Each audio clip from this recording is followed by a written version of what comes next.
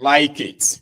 Invite your friends, invite your not so friendly friends, and tell them that Maiyegun today.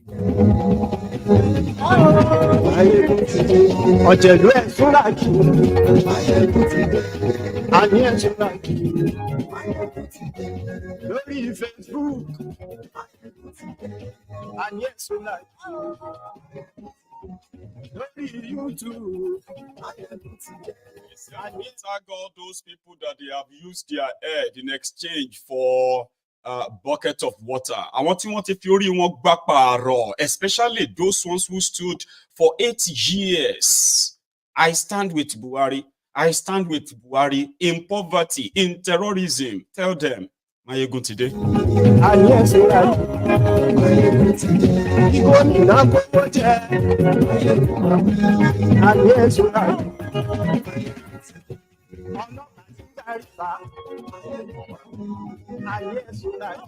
All the recovered loot under Buhari, Buhari, were all returned to the looters. The man investigating them got suspended, arrested, and tried for forgery. And the thieves laughed. They laughed loud. Thank you, Motide. And it is also Sunday, so I can easily just say happy Sunday to you. Happy Sunday to all of you. Depends on the time you are joining. It doesn't really matter. So thank you so much for joining me. Ladies and gentlemen, it's going to be another storytelling time. Because sometimes we need to tell it as a story, because all that the Nigerians have been subjected to in the last 9 years of APC, Al-Qaeda People's Congress, Akpayan People's Congress, or Akpanijaye People's Congress, in the last 9 years has been that of terror. They are subjected the people in Nigeria and the people outside Nigeria as well. Like, if you have any connection to Nigeria, don't tell yourself the lie. Yeah, some of you probably managed to survive them. But the last 9 years has been hell. They have monetized every problem facing Nigerians, most of them created by them. In 2015, strange bedfellows came together with a promise and pledges that they were going to save Nigeria through what they called change. A man who never really built anything, a man who has never really worked in his life, per se, was appointed to lead the team of those who were to rescue Nigeria. They said, oh, he's a frugal, he's a frugal man. He's somebody who doesn't like, he didn't steal money, but money kept missing. That was the time he was their president, though. The moment Buhari becomes their president, the promise was that all the thieves in Nigeria were going to run away or end up in jail. That was the promise. But a lot of us who knew very much, we know these guys. There is no amount of whitewashing, alagba force that they are going to hire that's going to make these guys clean from the, from the rot they have actually caused Nigeria. So how can people who destroyed Nigeria, enjoying the proceeds of that destruction, suddenly have a change of mind? They want to change Nigeria. It was a scam. People found out later. The man, the Maja that was supposed to be capturing, arresting thieves who looted Nigeria money to buy themselves properties abroad or hid the money somewhere abroad. The man that was supposed to use his anti-corruption lies, not only to stop stealing, but to recover all the stolen money from Nigeria and ensure that those who stole money from Nigeria are jailed. How could you do that? Or how was he going to do that? when they used the stolen money to sponsor his elections, when thieves who looted their different estates at different times were those who were funding his election and posturing the moral picture of Buhari and Pastor Ruga. Buhari was going to fight terrorism and corruption physically. Pastor Ruga was going to fight the terrorism and corruption spiritually. By the time the both of them were done, even Adeboye came and said, Nigeria problem is spiritual. Economy, insecurity, corruption, killings here and there. Adeboye had to come out and diagnose it as a spiritual after the tenure of the man that was supposed to defeat all principalities, all problems, see, spiritually. In case if you have forgotten, they made a poster for that. They dressed Buhari in army uniform and Pastor Ruga in a pastor uniform. They were two that will combat Nigeria problems. People didn't know. They have just brought in the Nigeria problems. APC, Egbekegbe, they looted Nigeria. That some of the stories, if you hear them, if you hear the ridiculous amount of money they stole from Nigeria, when you hear the story, they are going to sound unbelievable. Is that possible? That's unbelievable. Under APC, listen, where they said Nigeria was under corruption, very corrupt, and uncorrupted criminals were to take over. Nigeria was losing 50,000 barrels of crude oil to oil thieves every day. Immediately, these criminals took over. The stealing of crude oil didn't stop. It just got upgraded. Nigeria started losing over 700,000 barrels of crude oil every day. 21 million barrels of crude oil every month. Hi.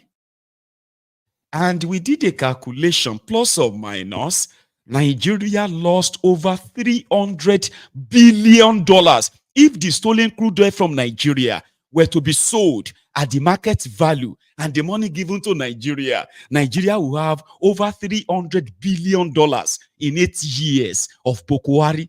That was how much money that was stolen. To deceive the people they were still going to destroy, the people they eventually destroyed, right? To deceive them, Buhari appointed a special investigator to retrieve all the stolen money by the people by the PDP, the people destroying people of Nigeria. And that sounded like it was great. So the guy went to work. Sharply, it didn't take time before he started finding money. The money made from stolen crude oil, where it was kept. Others who used theirs to procure unneeded automobiles, latest bulletproof vehicles. In like 60 bulletproof vehicles were recovered from just one single individual. Billions of dollars, millions of dollars stolen. Where they went? Who stole them? Only for the guy to be suspended. And why? Let me give you an instances of how I have been exposing that on this platform. But so many of you during that time, you heard me. But like, you were not really bothered. It didn't really make much sense to you. I presented evidence, numerous evidence of their involvement in monetizing the supposed recovered loot. Let me give you one instance. There was this Abacha loot, and this was sometimes in 2008. 2016. In 2014, the Nigeria government, as well as the UK government, the Nigeria government, as well as the French government, making it the two, right? The Nigeria government and the American government, making it three. Now, you see this trio, they all had Abacha's loot in billions, okay? And then they agreed after years of back and forth. So they now agreed to return the money to Nigeria. The collection of all this money at that time was $2.5 billion under Buhari. But because of the political upheaval in Nigeria, listen to this, among the actions of the American government under Obama at the time, you remember that it was also the American government under Obama that stopped the sales of arms to Nigeria to combat the Boko Haram due to the petition submitted by Hitman, then as a Borno State governor, and the collection of some of these northern governors who traveled to Washington in 2014 after this, Chibok girls problem there, right? The kidnapping of Chibok girls, right? So they went to America with a petition, and they petitioned the American government that Goodluck Egbere Jonathan was using the Nigerian army to kill northerners. All the weapons that Jonathan was buying from America, they were not to stop the Boko Haram. He was stockpiling the weapons for election, and Obama's government placed an arms embargo on Nigeria. That was the time the Boko Haram was really, really strong. Not only that, the embargo also stopped other countries from selling weapons to Nigeria. That was the time they were supposed to return that 2-point-something billion. They told America if that money should get into the hand of Jonathan, he was going to loot it. So America pedaled a slowdown until after the elections. Immediately APC, Egbekegbe came in. Baba, all job done. Oh. Now just for Nigeria to say, pay the money to this account. That's all. So they stopped it. Among other many international gang up against Jonathan at the time, against Nigeria at the time, all because it was concluded Jonathan had to go. And APC, Egbekegbe, led by Buhari, is an American candidate. Is the American government endorsed candidate that they believed would help Nigeria and America can work with. This is true story. But that is not the real what I want you to hear. I'm just giving you this background for you to understand that. Immediately these guys came in, there was so much high hope from those who believed their lies. The government needed money. Oh, these PDP people have stolen all the money. They've looted Nigeria. So they needed money. Do you know the first thing that Malamu did? The Attorney General of Nigeria, Malamu, Abubakar Malamu. Do you know what the first thing he did? Inside the office of the Attorney General in Nigeria, there are special advisors. It is like a mini chamber because he is the more or less like the number one law political officer, the politically appointed number one law officers of Nigeria. You understand that is the number one, his office. So you have all kinds of lawyers. If you go to the Ministry of, what do you call it? Ministry of Justice. That is the office of Malamu. Inside that place, you have hundreds, I believe, if not thousands of different lawyers. Their job is to defend Nigeria. They are being paid monthly salaries. They are civil servants. They are lawyers. They are civil servants in that ministry. Paid for by Nigeria. You know what Malamu did? He went outside that space and he put together another team of his pals. They call them legal team that will now represent Nigeria in the negotiation on the return of the loot to Nigeria. And because they are privately hired by Nigeria, they are considered to be, like they are those who are coming to renegotiate. They are not negotiating anything. Everything was done. Now just for your lawyers, Nigeria, to sign and then sign and say the money has been paid to Nigeria, released. That's all. Malamu now made it look like they are just putting together a team that is helping to recover Nigeria loot. And this is the loot they have found. They will collect percentage. Therefore, when they return Abacha loot to Nigeria, Malamu was always there and his guys collecting 18%. Any money where they return to Nigeria, Malamu will collect 18%. Tell me how much was 18% of 2.5 billion. Under Buhari, the stolen money of Abacha returned to Nigeria was over $5 billion. Yes, you heard me right. In the 8 years of Buhari, over $5 billion of Abacha loot was returned to Nigeria. Right? That's just for first part. I mean, that's like at the part one. You can go do the math. What is the 18% of $5 billion? That's how much Malamu made. On the side, the other part is that the man hired by Buhari to go and look for stolen money, he found stolen money. But instead of Nigeria to now go after the stolen money, Malamu just started cutting them deal. When the guy's wahala was too much, Malamu pushed that he must be suspended.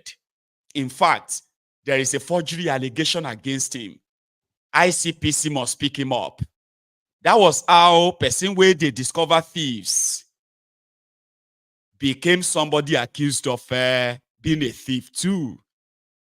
And all of the returned loots from those people, they were returned back to those who stole the money. No wonder, every time you ask them, what have you done with the returned loot, recovered loot from the looters? They will tell you, it has been paid into the federation account. The money has been used for construction. Okay, now tell us, which of your road construction or any projects, the ones you borrowed money to start, the one that you are indebted to China, indebted to Saudi, indebted to almost everybody on earth.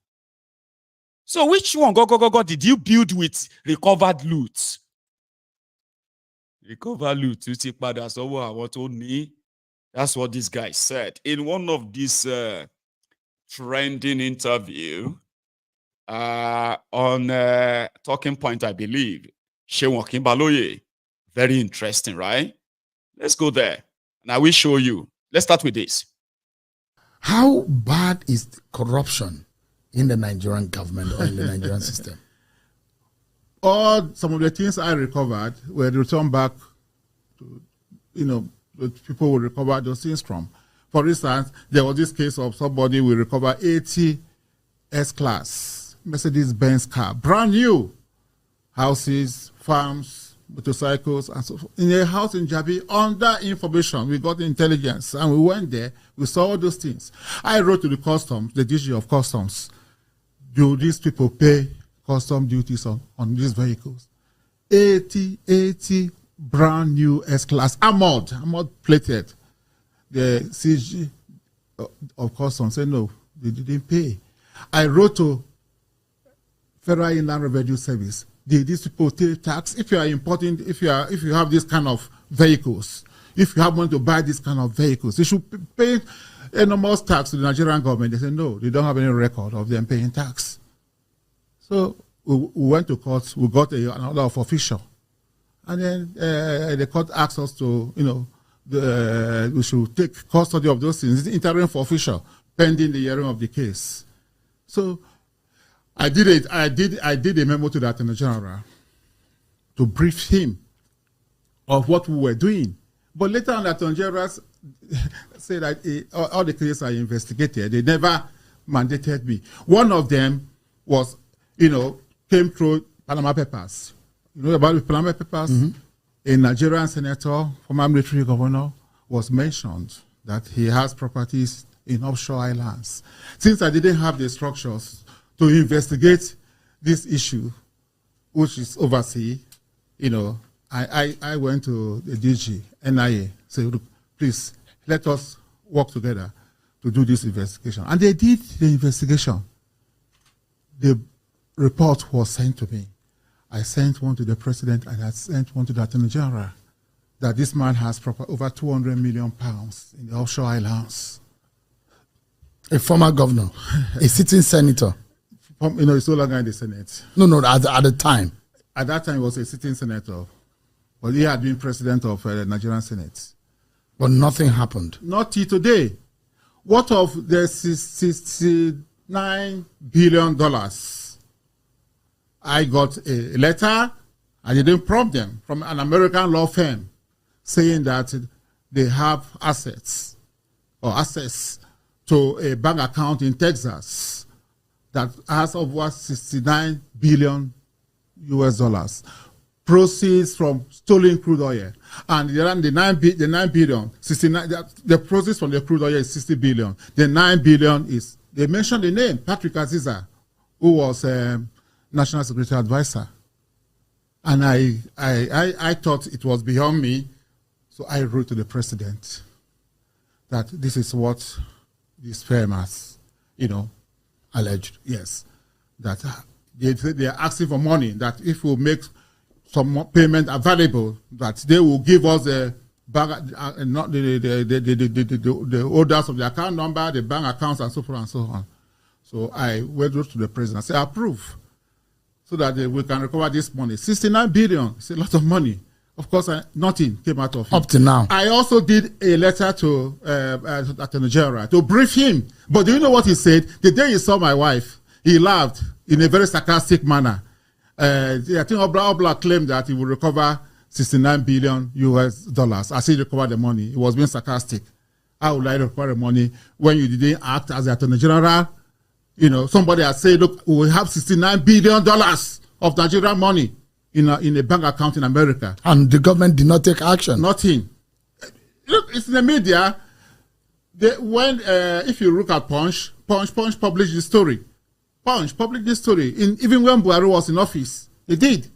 I think if I would download it and send it to you, nothing was done. It feels like the government you work for was a failure in that respect. Why I have said so, that I was disappointed, because I believe so much in the former president, and I worked passionately for him. But would you attribute the underdevelopment of our country today to corruption? Why not?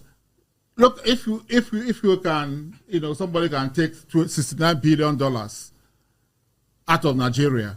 If we have $69 billion, our universities will change.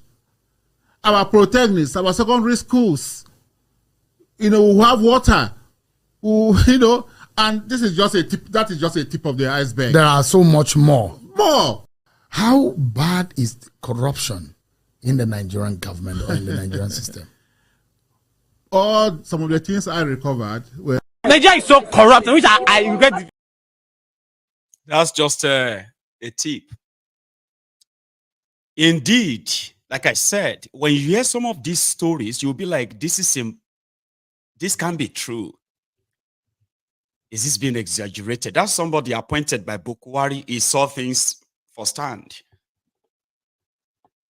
Probably one of those who believe truly that Buhari is not corrupt. People don't know that. The most of their corruption is just looking away. Yeah, inaction.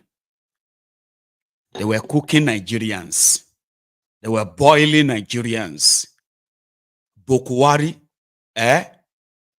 was just baby boying on his own. Kilokon.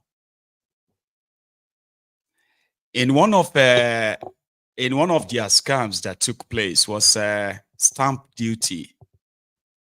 Stamp duty. I want you to listen to this before I say my mind, because it's like a two-part anyway, right? How bad?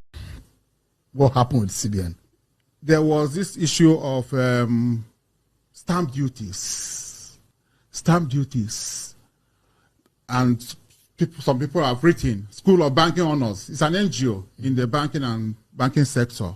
They had written a petition saying that the banks have recovered over 38 trillion over the years for stamp duties, and that this money had not been remitted. Okay? And they mentioned the former acting governor of the central bank. You know, when Emefiele was removed, an acting governor was appointed. That man was the chairman of, or the MD, the managing director of, they call it Nigerian something banking system. So that is a firm established by bankers in Nigeria, you know. So they mentioned him. And shortly after that, there was this announcement that he has been appointed deputy governor of the central bank. So I wrote a memo to informing President Buhari that how can you appoint as deputy governor somebody who we are investigating concerning stamp duties. So those were the two memos I gave to the ADC. So he kept it for 1 month. One evening, he called me. He said, Mr. Obla, please, I want to see you. So I went to the villa, and he handed over those two memos to me and said, oh, it's too hot. It's too hot. Go and investigate other cases. Leave this. So I left. Were you disappointed then? I was. Because I thought I had found somebody who could help ally. me. You know, yeah, because I know I was in trouble. There was so much pressure on me, you know. So, and things were not going on well. And I didn't have help from the government that appointed me. They had not given me what I had asked for. So I was emboldened when the president told me, okay, go and do your work. But on January 2019, I was in Calabar. I went because the president was coming to Calabar to campaign.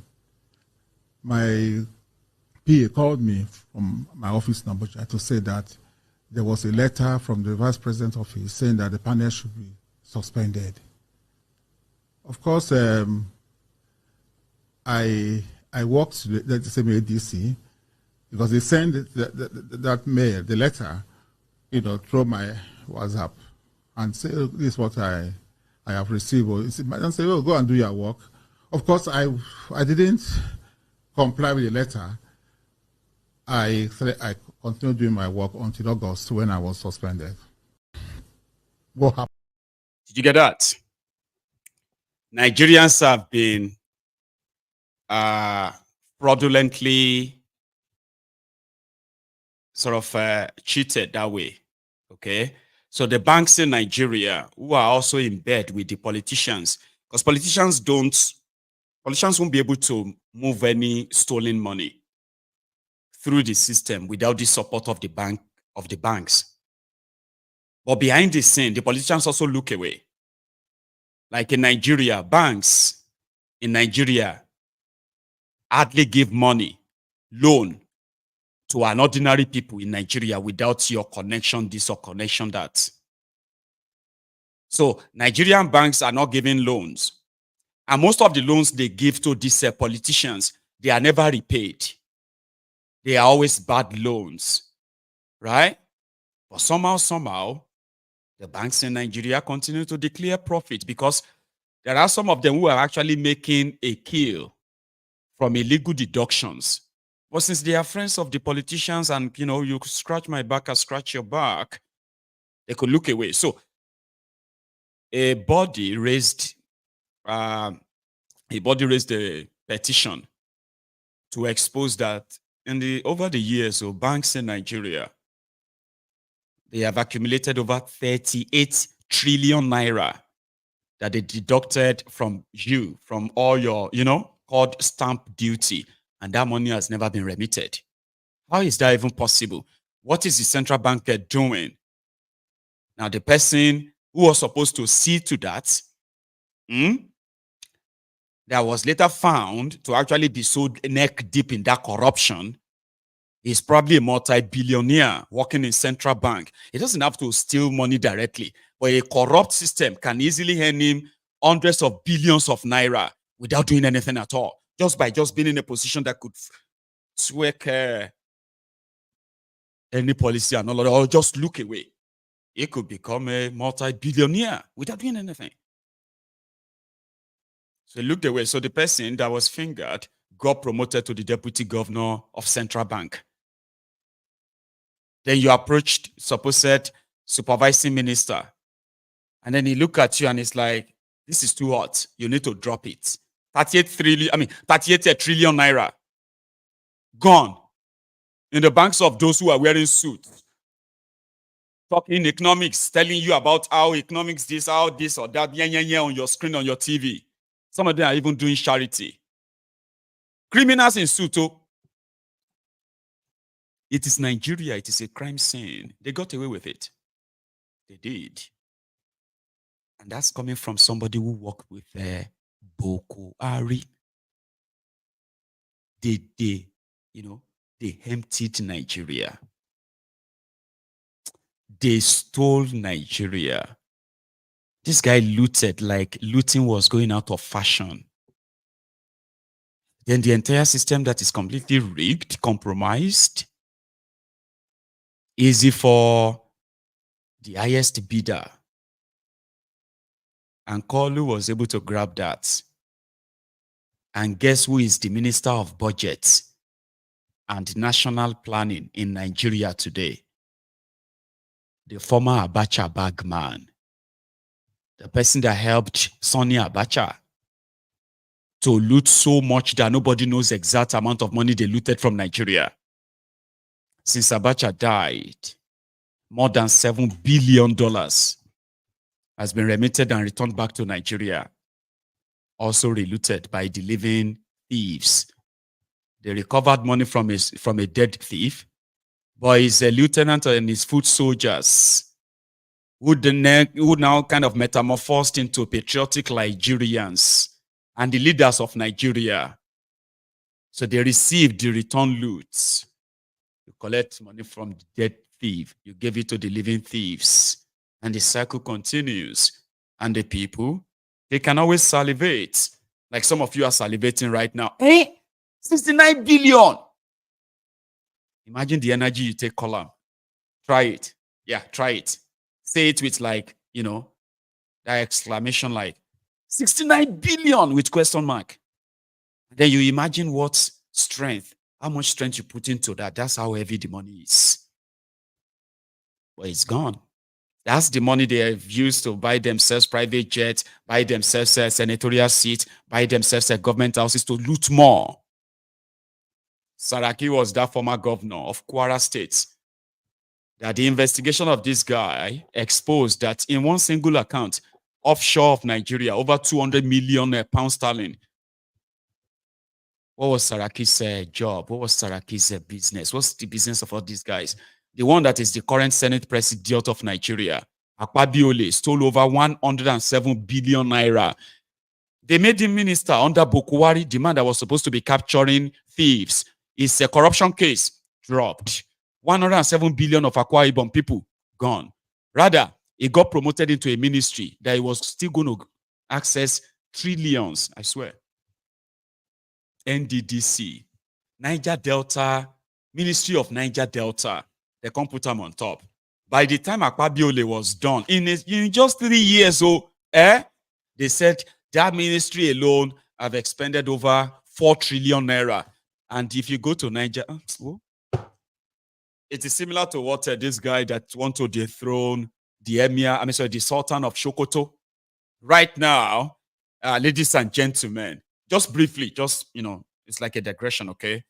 It is like this man is currently working to either the Sultan will accept reduced power or go totally. And the guy be this. What did he meet after 8 years of a Tambua? In his own words, so Sokoto State, after 24 years of democracy, 8 years of Tambua, to him, their governor, let him describe Sokoto State for you in 2 minutes. Wasallallahu ala nabiyil karim. Thank you very much for this very important custom. And it has been very, very hectic. Very hectic in the sense that I took the mental leadership of Sokoto State without any working documents. When I say working document here, I mean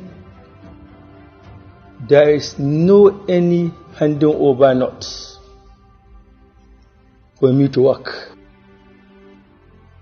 I draw a line and start as a fresh.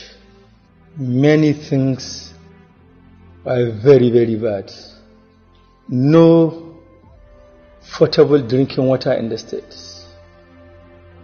And the little water which was formed into homes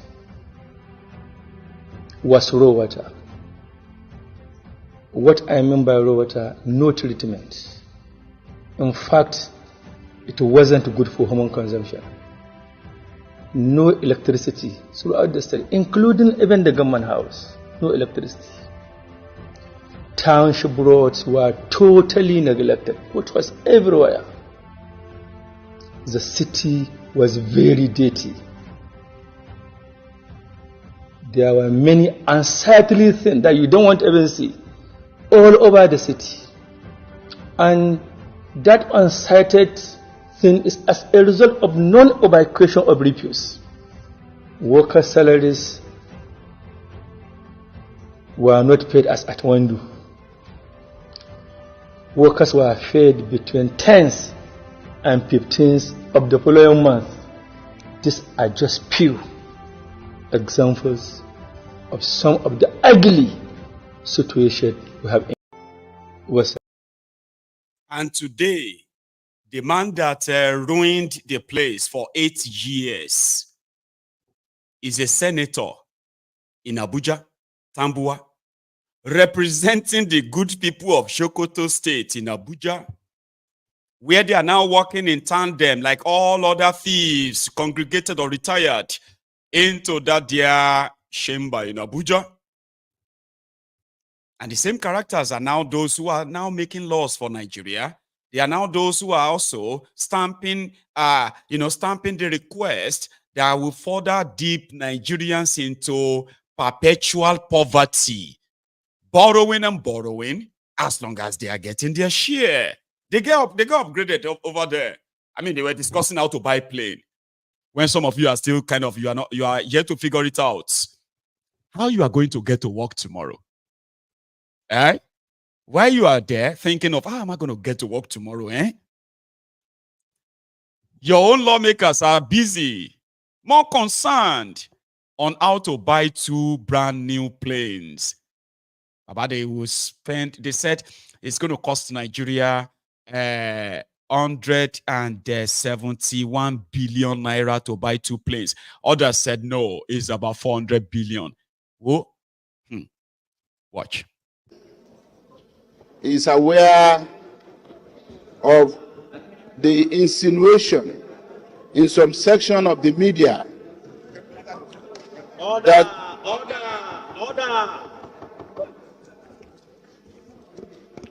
Mr. President, in closing, I want to say that the Senate is aware of some insinuation in a section of the media, to the extent that the President of the Senate, leading this Senate either had at one time indicated that we had a request that the purchase of a new plane be approved for Mr. President, and that the President of the Senate had indicated that regardless of what Nigerians were going through, that would be approved. That was one. And the Senate is also aware that Mr. President tried to clarify this issue, that at no point did he say that. Then another section of the media picked on that again to say the President of the Senate, again leading the 10th Senate, had said whatever Mr. President liked, he should go and do. This Senate would not approve the purchase of a plane. And as we sat here today, a section of the social media had also been circulating that we had gone into an executive session to discuss about the presidential request for a new plane and how we're going to approve it. Mr. President, the essence of my saying this is just to make it clear and to alert Nigerians that there is the presence of a fifth columnist and some other propagandists who are doing everything possible to destabilize this country and also destabilize the Parliament. Mr. President, I say for the record, as the leader of this Senate, that there is no request before this Senate as of yet. So there could not have even been a basis for us to debate whether we are going to approve or not. It had never been discussed either on the floor of this Senate or among individual senators or at the executive's closed session. There is no such request. If the request comes, it's not about Mr. President of the Senate alone. It's for 469 elected representatives of the Nigerian people to discuss and take a position. 360 in the House of Reps, 109 in the Senate. But as we speak, Mr. President, there is no such request. And I just want all of us to be clear about this. I thank you, Mr. President. Well, it's not good for us to run the Senate by answering people in the social media. Because the social media is garbage in, garbage out. I was in Zanzibar attending to inter-parliamentary union meetings when that information went out that the Senate President has said he will approve a brand new plan for the President, irrespective of whether there is suffering or no suffering. There was never a time such a statement came from me, because I've never had any correspondence to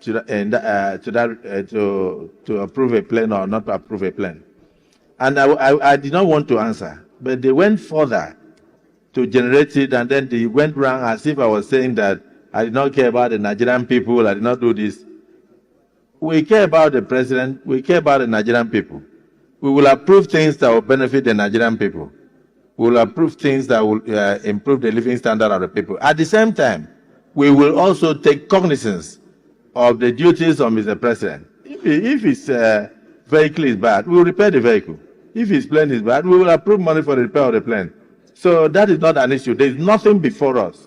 I don't think you should bother about it. Somebody called me and said that he was quoting from BBC, that what I said in Senator Mongunu's house, that the statement was false and should be disregarded, that I was now saying that I will not approve. That is what you may call anticipatory blackmail. The purveyors of the story know very well that maybe there is problem with the presidential fleet, and that where they will go to will be the Parliament. And so they are now trying to do anticipatory blackmail to tell us, if they bring it, do not look into it. So I think that we should ignore them and focus on what we are doing here. I've read the president's correspondences to us. There was nothing touching on plan or no plan. But I can tell you that when you hear stories such as the death of the vice president of Malawi as a result of defective plan, and then you hear stories such as the death of the president of Iran as a result of defective craft. In fact, this time it was a helicopter and all that. We shouldn't ever dream and allow such to be a portion. It won't be. The Senate is very responsible. The National Assembly is very responsible. We will look into issues that will benefit the governance of the country, irrespective of anticipatory blackmail. Get the words, anticipatory blackmail. They know very well that something like that may come in future, and if it's a necessity, the Senate will look into it. But there is nothing like that before us now. So they can go ahead, anticipate, and blackmail the Senate President. It will not affect me. Minority Leader, you may wish to second, not what he said, but just second the motion that we adjourn for nuisance delay. Did you see how he kind of was like talking? Is addressing suppose said 200 million Nigerians. And to him, don't listen to them, John. Don't listen to all these people. Social media is just garbage in, garbage out. Don't just ignore. They want to blackmail us. They know that if Thiefnubu's plane spoil, we will buy him a new one. If his car spoil, we will repair his car. That's why we are here. Let us just continue to do what we are doing. Don't mind them. You know, but maybe not all of them. Okay. So currently, Thiefnubu is operating concurrently 3 different budgets. 2023 budgets, 2023 supplementary budgets, 2024 budgets. And right now, Thiefnubu is asking for another 2024 supplementary budget. If you like saying 2 budgets, you will not get sorry, 2 or 3 budgets you're going to get, you'll be getting every year now. There is one of them who kind of feel like, well, we need to say it. This is not right. Now, this honorable. Among them, among all of them. Of the 2023 budget, it's also coming with an application for extension of the supplementary budget for 2023. We understand the implication. From the letter we received, it is mainly, in fact, only on capital projects. And we cannot ask that capital projects should be abandoned. We cannot also deny our country, which by implication means denying ourselves the benefits of capital projects. So, in principle, we might not oppose this. I might not oppose this in principle because I want these projects concluded. But in terms of procedure, I feel a little bit worried. A situation where we will have 3 budgets running concurrently. And then we're also expecting, sincerely, a supplementary budget for 2024, which means that we have 4 budgets running in a country simultaneously. You will also recall that one of the major criticism against the PDP government was that we had no clear budgetary period, and so that we are returning to the era of January to December budget. But today, we are having not just 24 months, not just 12 months, but 24 months budget cycle. And so, whilst I would say that yes, it is in the interest of the country that these projects be concluded, but this process and procedure might not appear to be completely correct. In criticizing this, we will not just criticize, but profile an alternative, sir.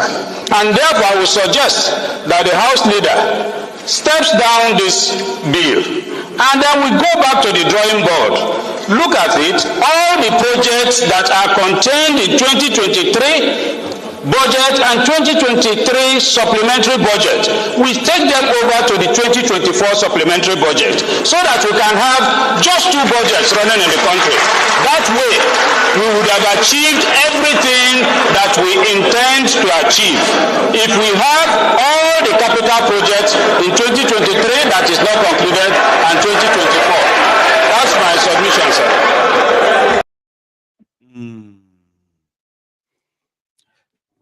I know somehow some of you who have been following the development in Kenya, you probably have been seeing the similarity between the politicians in Kenya and the politicians in Nigeria, the lawmakers in Kenya and the lawmakers in Nigeria, the Kenyans and Nigerians.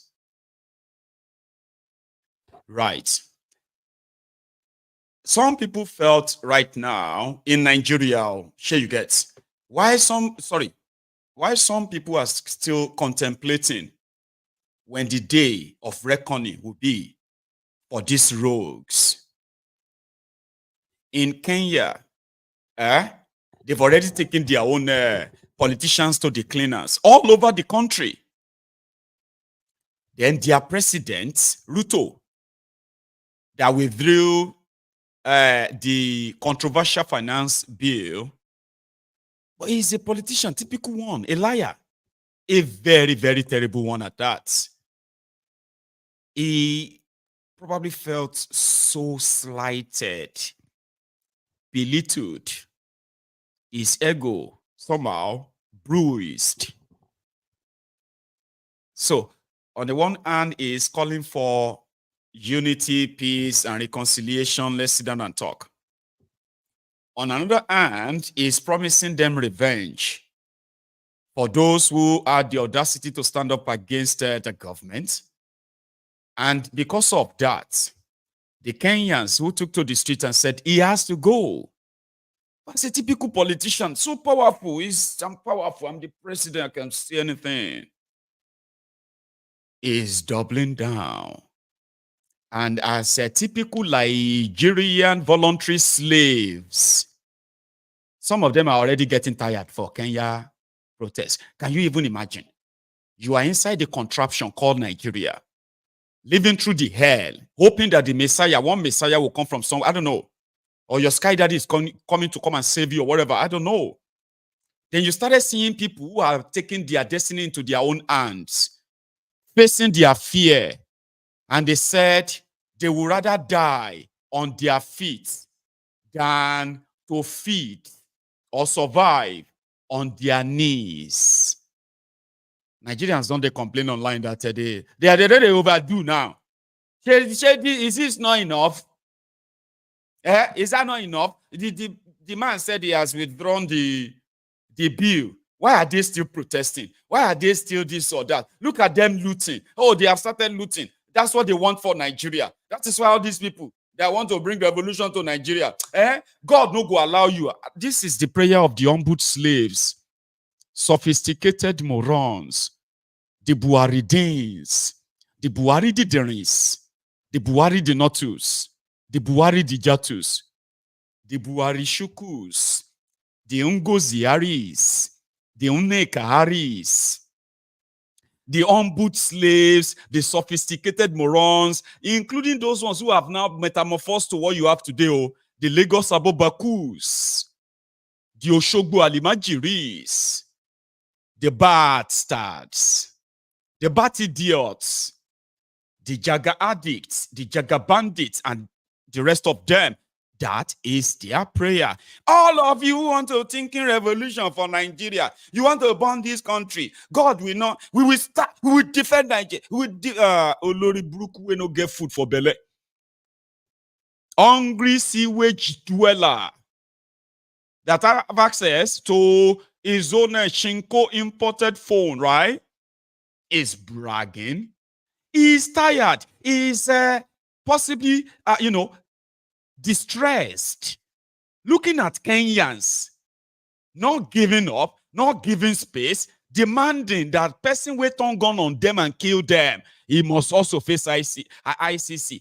I never actually knew that Ruto is an ICC wanted politician. I didn't know. I did know. I just didn't know that it is still active. Ruto has been involved in different kind of, political upheaval and killings in Kenya.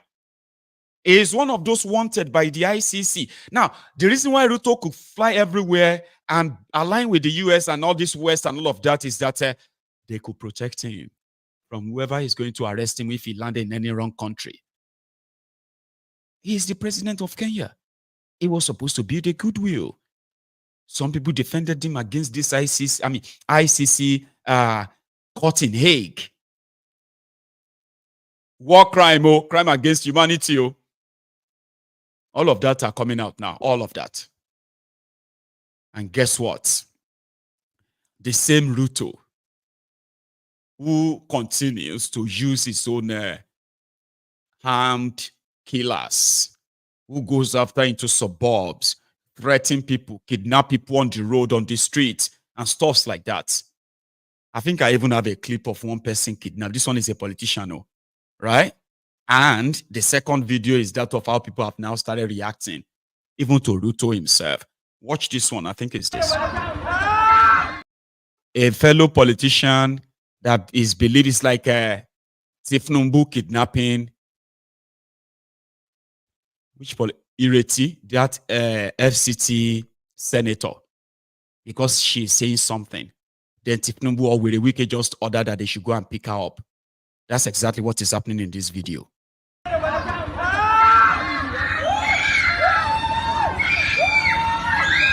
Ni kama alikosa, si ndio?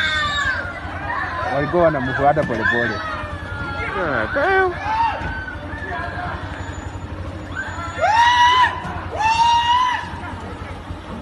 Alikuwa amekosa huyu. Alafu madam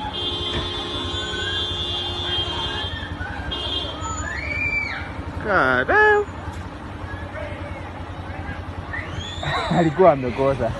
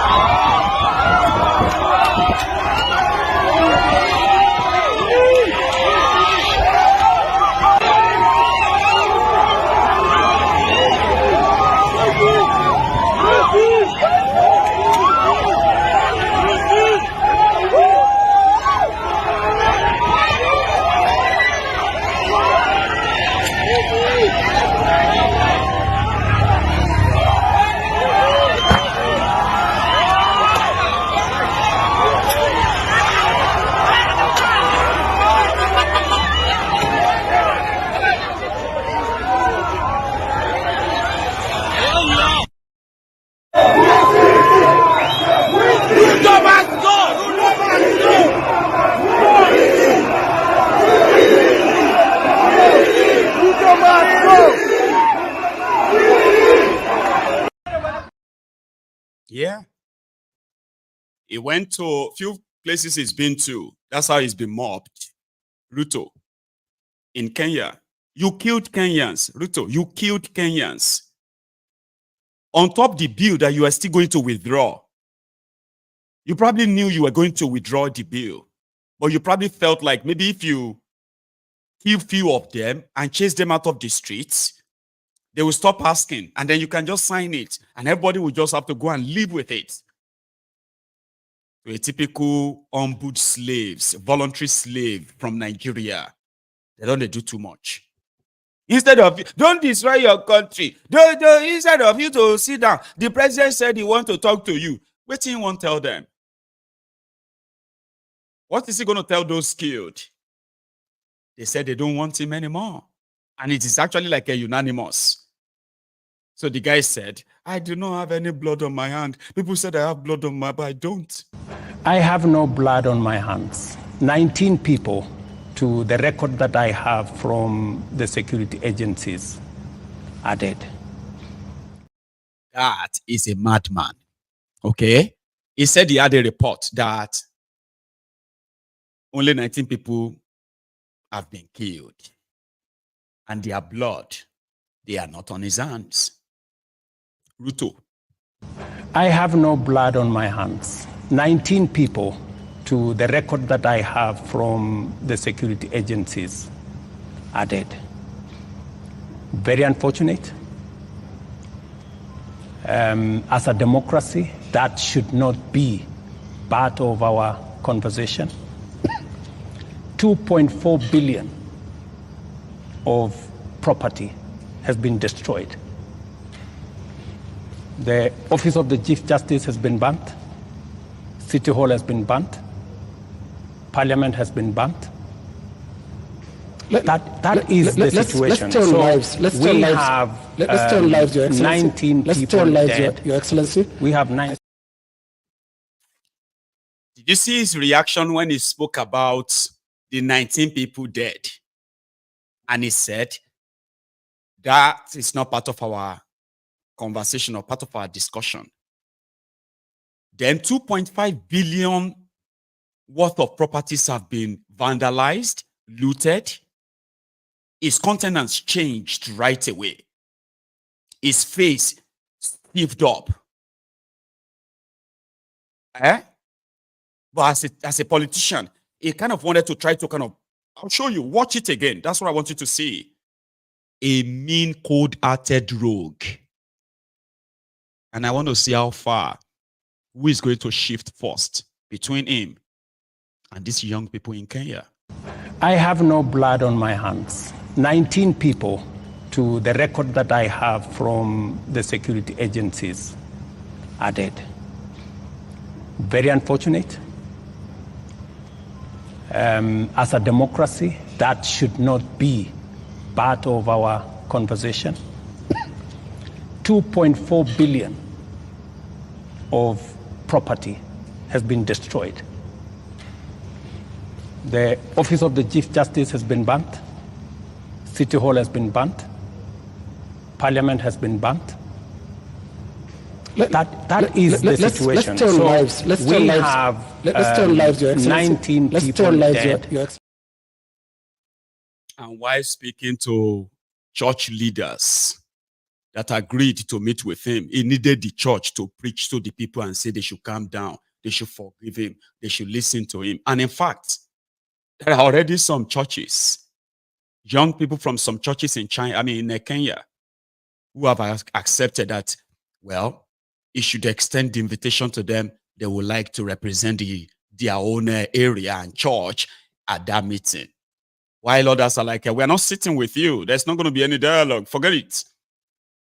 Ruto was still threatening Kenyans while speaking to the church leaders that he wanted to actually use in the long run to placate the country. Listen to this. Na niwaombe hawa vijana wetu tuwaongeleshe.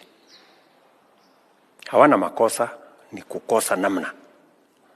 Lakini as parents, as leaders, as church leaders, as political leaders, mimi na huyu Wabombi, sote tuungane, tuongeleshe hawa vijana, tupange vizuri, ili waelewe we have a plan for them. Na mimi silaumu vijana wa Kenya. And nilisema ya kwamba hawa vijana wamefanya vizuri. Wamekuja, wamesema, tuko na maneno yetu hapa. Na walikuwa wanafanya hivyo kwa utaratibu na amani. Na walikuwa wanafanya hivyo bila ya kuchanganya na mambo ya ukabila. Which is very positive. Lakini ndani ya hapo, wakaingiliwa na watu wengine. Wale waliochoma bunge sio hawa watoto. Si ndio? Sio watoto hawa wetu. Wale walienda kuchoma bunge ni criminals. Ambao tutawatafuta. Hawawezi kuhepa. Kwa sababu huwezi kuharibu mali ya umma. Tutaongea na vijana wetu. Tuko na mpango ya vijana wetu. Lakini wahalifu, wakora na hawa criminals pia tutawashughulikia. Kulingana na sheria. Hakuna vile mtu anaweza kwenda kuharibu biashara ya mwingine. Kuharibu biashara ya mwingine, kuvunja mali ya umma, kuharibu biashara, kuharibu manyumba ya serikali. kwenda kuchoma CDF office, kwenda kuchoma sijui nini. Hiyo itatusaidia na mambo yetu ya kusuluhisha matatizo ya vijana kwa njia gani? So we must separate the issues our young people are raising and the criminality of those who are looting people's shops, destroying public property. These are very separate issues and we must deal with them as they are. And that's all he needs. All of you that invaded the Supreme Court, invaded the parliament, invaded government buildings in what you call your protest, you are criminals. And you will receive the Sharia. You will be dealt with. We will deal with them. So it considers, right, the breaking into the parliament as a sacrilege that everyone who is part of that. And these are the young people who, in their protests, right, pushed straight into the parliament to stop them from passing a bill that will put all of them in perpetual poverty. And they will be punished for it according to Ruto. So to them, one, you need to release everyone that you have locked up first. If you want to have a dialogue, a chat, you need to call back all your police and then other secret police that are killing people, kidnapping them from the suburb. And when we see all of this, right, then you write your resignation letter. And that's what we are going to be sitting together to read. You will read it to us. That's the only meeting they want to have with him. So today, it has been, all over the country, it has been hectic. I'm not going to give you much of the videos from that. Okay, let's go back to Niger. Right? On our way to Niger, we saw a guy caught by the NDLEA. Agbalagba tongbe cocaine. My name is Aikomodane, A.K. Oladapo Olarewaju. 1, 2, 3, 4, 5, 6, 7, 8, 9, 10, 11, 12, 13, 14, 15, 16, 17, 18, 19, 20, 21, 22, 23, 24, 25, 26, 27, 28, 29, 30, 31, 32, 33, 34, 35, 36, 37, 38, 39, 40. 41, 42, 43, 44, 45, 46, 47, 48, 49, 50, 51, 52, 53, 54, 55, 56, 57, 58, 59, 60, 61, 62, 63, 64, 65, 66, 67, 68, 69, 70, 71, 72, 73, 74, 75, 76, 77, 78, 79, 80, 81, 82, 83, 84, 85, 86, 87, 88, 89, 90. Total. 90.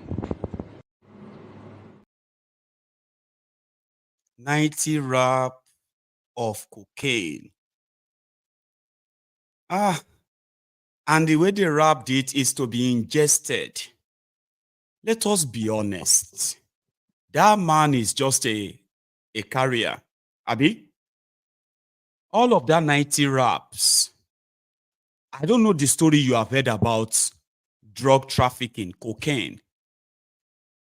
But do you think all of that wrap of cocaine on the table, 90 wraps, can make that man a multimillionaire?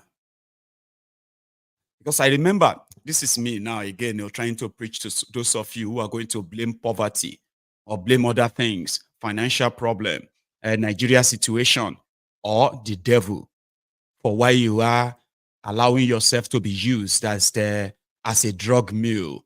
You will never be rich, ever. And if you are caught, your life is done for. Do you think that wrap of cocaine, wrap like that, even if the guy is not a courier, like a carrier, let's say he wants to go and sell it in the UK. and then it can just come to the UK, 90 wraps of cocaine, and then do you think that is going to make him a billionaire? Or he has to keep doing it and keep doing it, keep carrying 90 wrap, 100 wrap, or until when he can be able to carry a container? Then imagine you that is just a courier. You are not even the owner of the drug. Somebody convinced you at your age, we have a job for you, we'll give you 5 million naira. You had 5 million naira. And they say it's just to go to Dubai, it's just to go to this, it's just to go to that. Drug pushing. Like, if you want push drug, you're supposed to go watch the drug cartel movie. Get container. Be creative. Something that if one batch of your shipment land, it is either it's going to attract CIA or anybody that will be looking for you. But you know that it's going to be some amount of money that can actually keep you away from those looking for you. 90 rapu. She poverty not look for any. So those of you who are so lucky enough that you are caught in Nigeria, you don't know what God do for you. That's your sky daddy. Oh, save when you, if you carry cocaine, if you are carrying drug as a drug meal for all these drug pushers, drug dealers. See, poverty enter Nigeria, naked poverty, they work out for road for Nigeria. A lot of people are living the fake life. To maintain it, they are the easy recruits for all kinds of crime and criminal underworld. You will be recruited into human trafficking, organ trafficking, drug trafficking, because you are looking for a way out. You want to get away from what Nigeria they do to you right now. Drug, crime. So you will be lucky if to say na China, then catch that egbon, I will learn yeah. May in family members, everybody made them forget say that this kind of person ever existed in their family.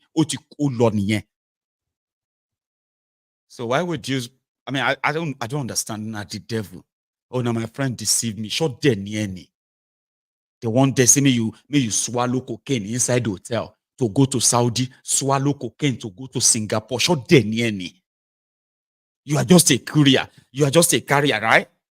They go pay you. If single one burst inside you, you are just one undelivered parcel. You are just a parcel. Anyway, assuming how they say my own, and at the end of the day, we're talking about the insecurity in Nigeria, as well as the inaction of the rogues inside the contraption. This is what will be said when he called for the unconditional release of Mazi Nnamdi Kanu, as well as other people illegally detained in Nigeria, in places where the court has even granted or gave order, and such judgments have been ignored. Now, let's put the face behind those words, as he said those words, the insecurity in Nigeria. I'll start from here.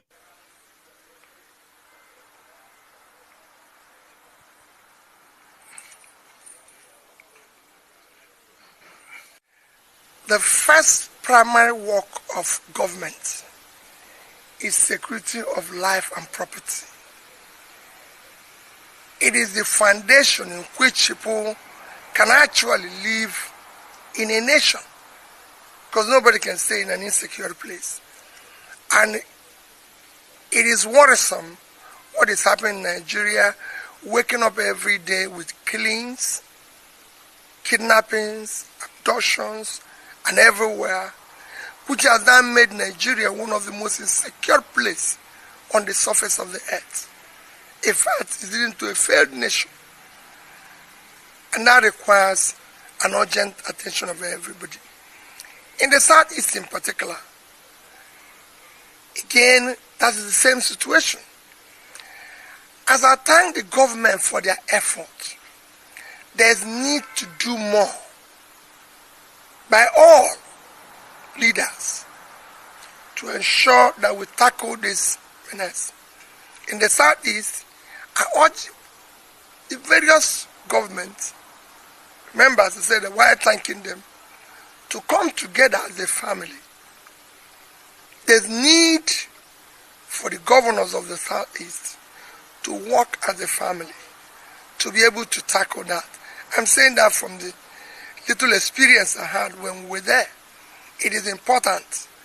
And even checking the harsh economic conditions now, even in development and economic agenda, I want to see the Southeast governors work closely more as one. Because they can do. And I believe they know each other. They can interact. We want to see them come together. We want to see them bring this entire zone together. And I'm preaching the same thing of other zones. While the federal government has far that overshadows everybody, the various zones should come together. In the Southeast in particular, it is very urgent.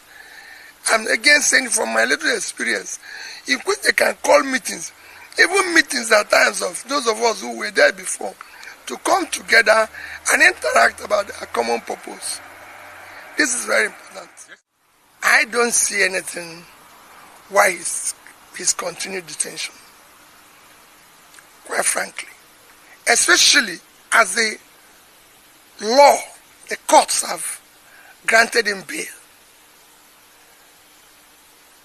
Government must obey the law. Rule of law is an intrinsic asset that we must cherish and live with. And I've said I'm going to discuss with every agitator. And I use the same opportunity to play to government to ensure that all those who are in similar conditions are released and discussed with. We're a democratic government. We shouldn't be doing things that are arbitrary and not within the law. I'm against riots. I'm against destruction of government assets. I'm not against peaceful protest. But it must be for reasons, not for interest. Often a time here you see protests being to satisfy a particular interest. It must be properly articulated. There's things that is happening that is against and properly directed. Properly articulated and properly directed. So you don't go. I recall when people were saying they're protesting against police or any other organization of government, and I said to them, no, let's deal with the leadership. If we have good leadership, their agents can be bad. But what happens here is that Nigerians say, oh, our problem is police. Our problem is EFCC. Our problem is ICPC. Our problem is the army. No. The problem is leadership. If the leadership is, if the leaders are competent, have the capacity, doing the right thing, the agents will toe in the line. And that is what I want. I want to see these things that are properly organized. I want to see people listening. And I'm using the same opportunity to say, all those who are being held because of, say, NSAS, protests and everything, or because of freedom of speech or journalists, should please be released immediately. We're a democratic country. People have a right under the Constitution to express themselves freely under freedom of speech. They have also rights to peacefully protest. And we must listen to them. We must listen to those who say they are not happy. That's why it is a democratic nation.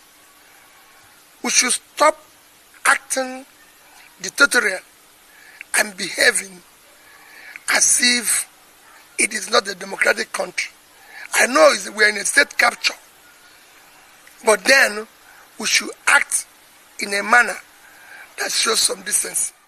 We politicians are preoccupied by election. That's not what I'm talking about. How do we reduce the price of food? Our people are dying of hunger. How do we make life conducive for the poor Nigerians? How do we make sure that people earn more money in order to live? How do we put people out of poverty? That should be our concern, not forming mega party or this thing. If forming mega party is to be able to provide what I'm saying now, I'm all for it. If it is about state capture, so we can start continuing the same consumption, no. But if it's to move it to production.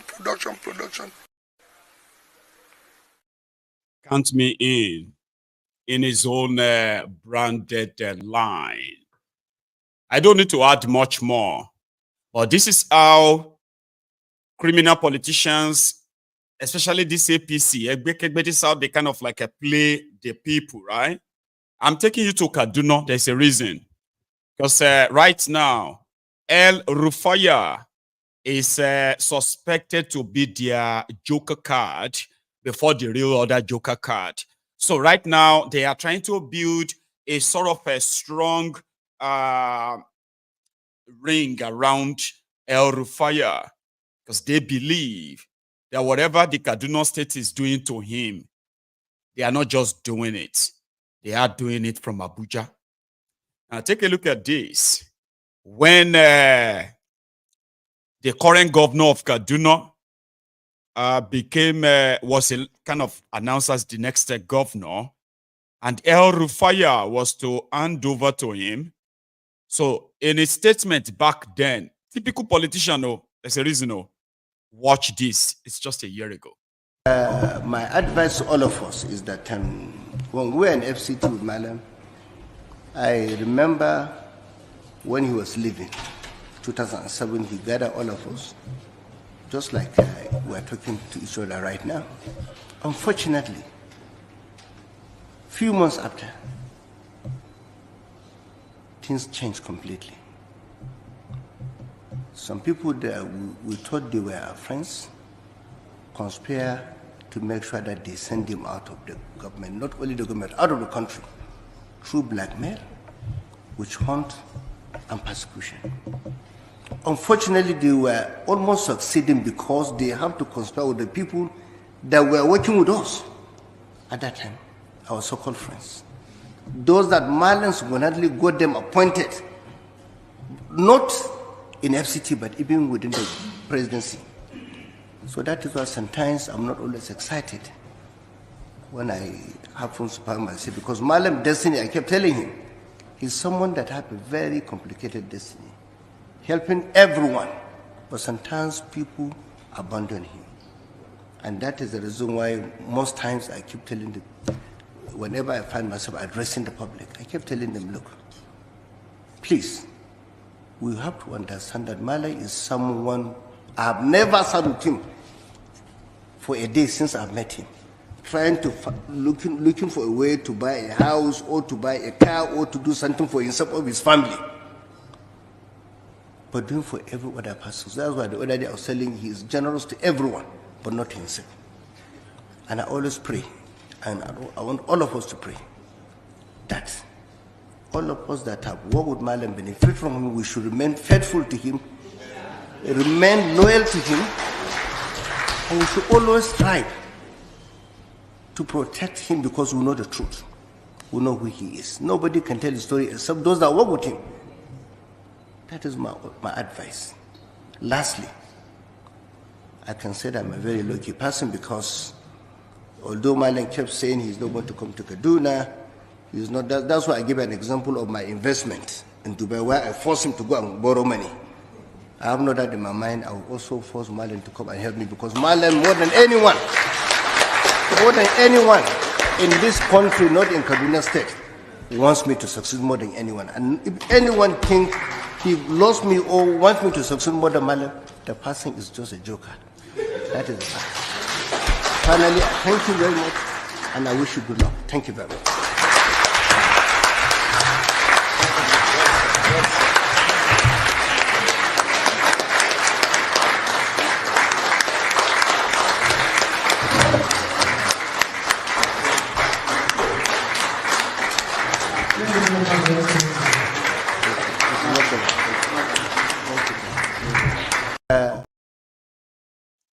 1 moment later.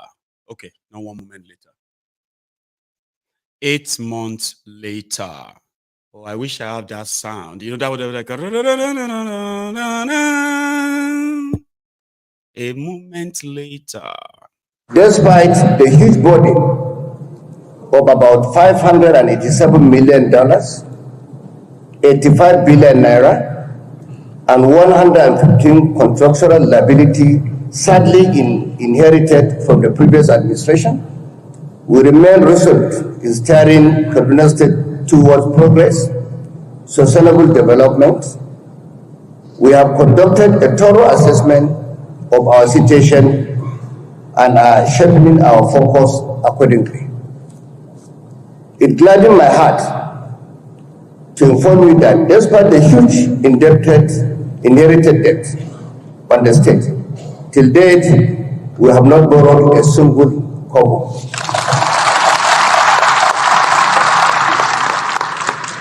The key priority areas of our government include safety and security, housing, education, healthcare, support for micro, small, and medium enterprises.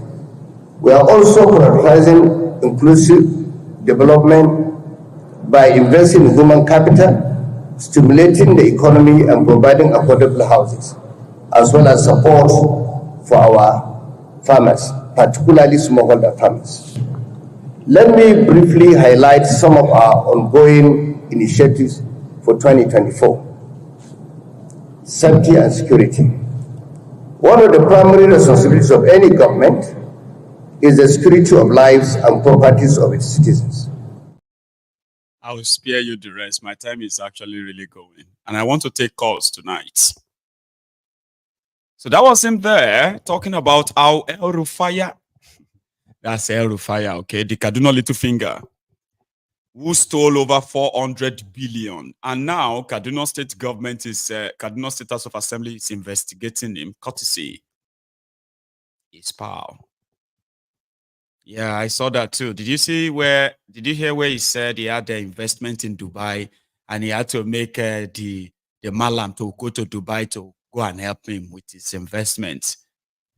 Malam never asked anything for his family or himself except for people and for people. So now 425 billion naira to the point that Kaduna is now bankrupt.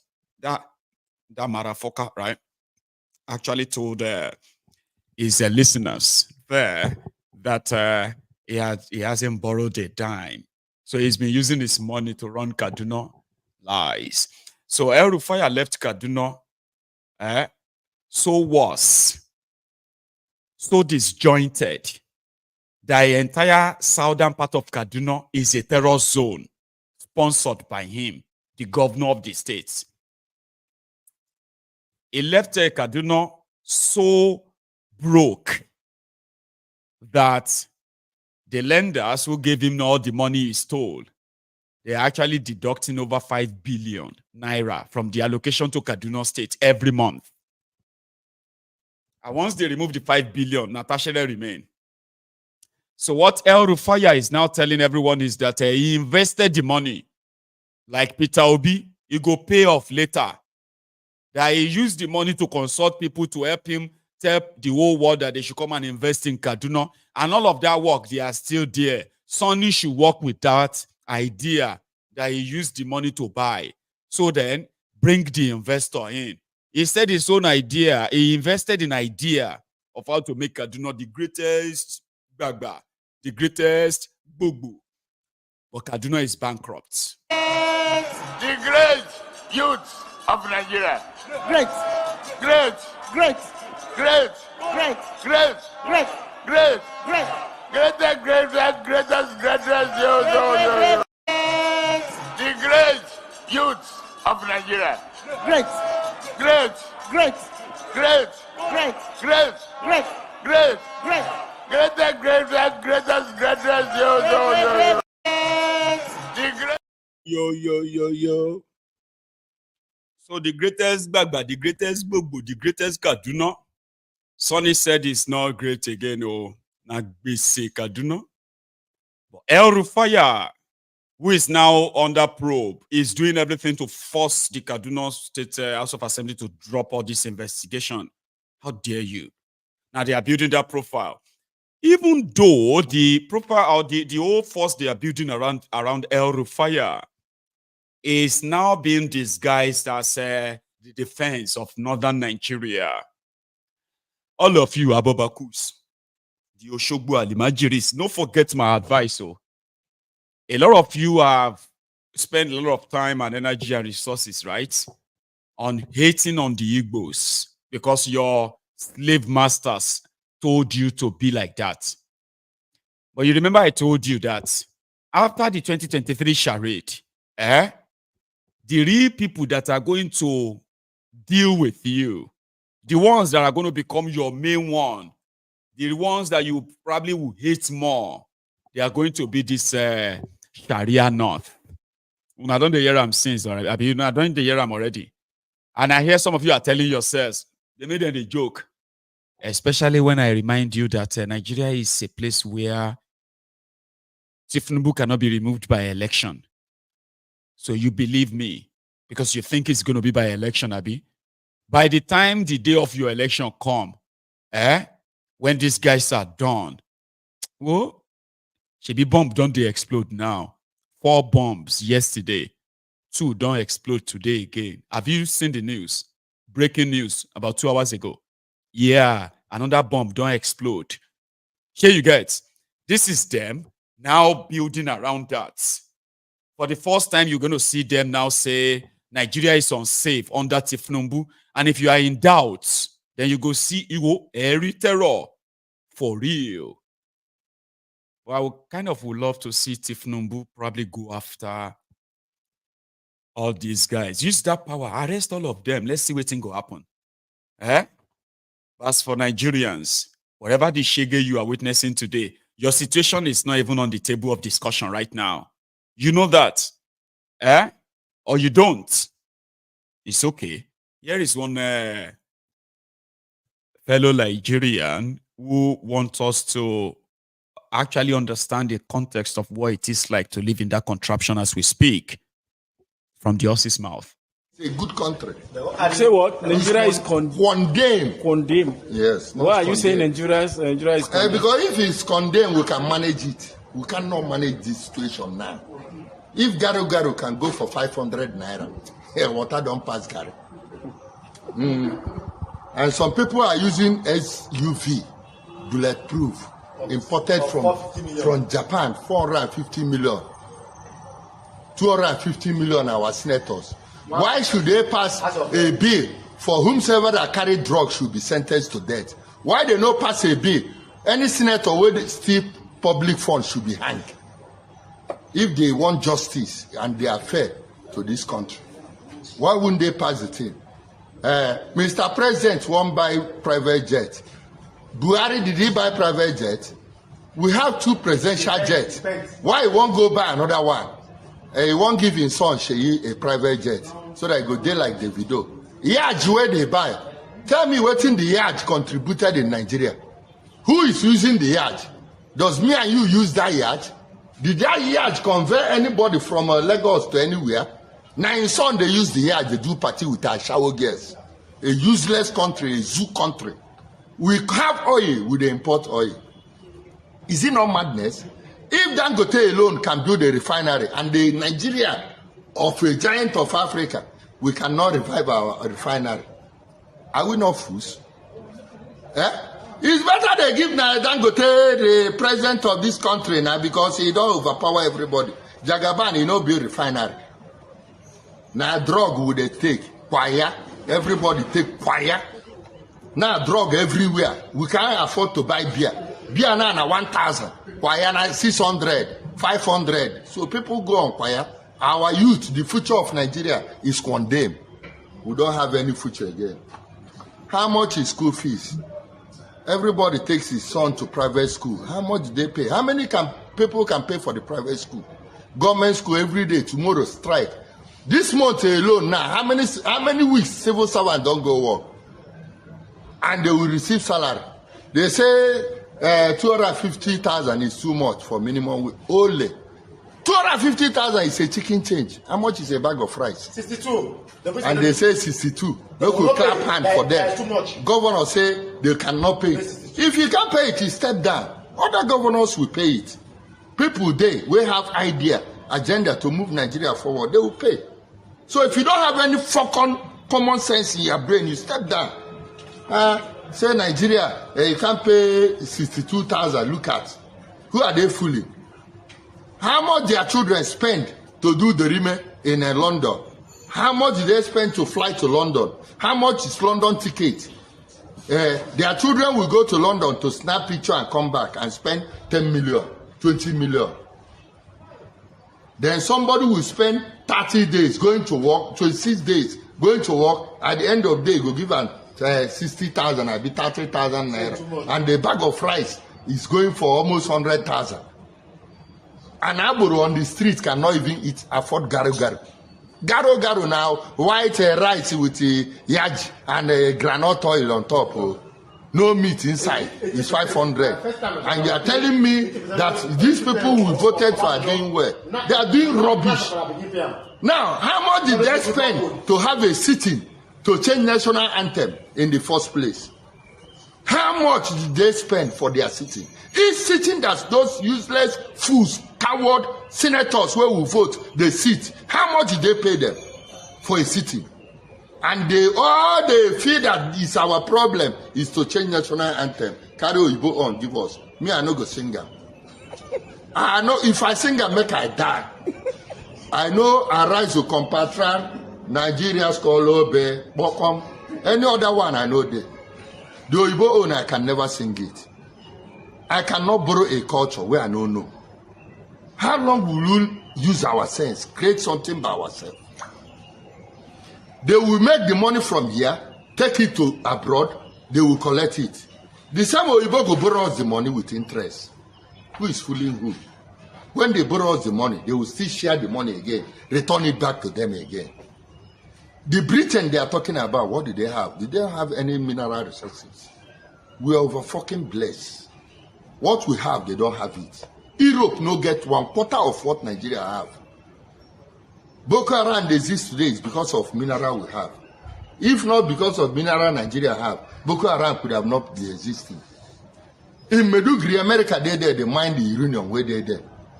The same uranium they in Nasarawa State here, they buy it, then the miner, Chinese, the miner, they sell it. A gram of it is $37,000 per gram. Only the uranium alone, Nigeria can survive and survive the whole Africa as a nation. Nigeria remains the giant and we are the giant, but we are full of giants. Now full people full the country. Allah. Look at Yabel, a young small boy. The answer white lion, white waiting. What you create for Kogi? Dino Melai now. It's a good country.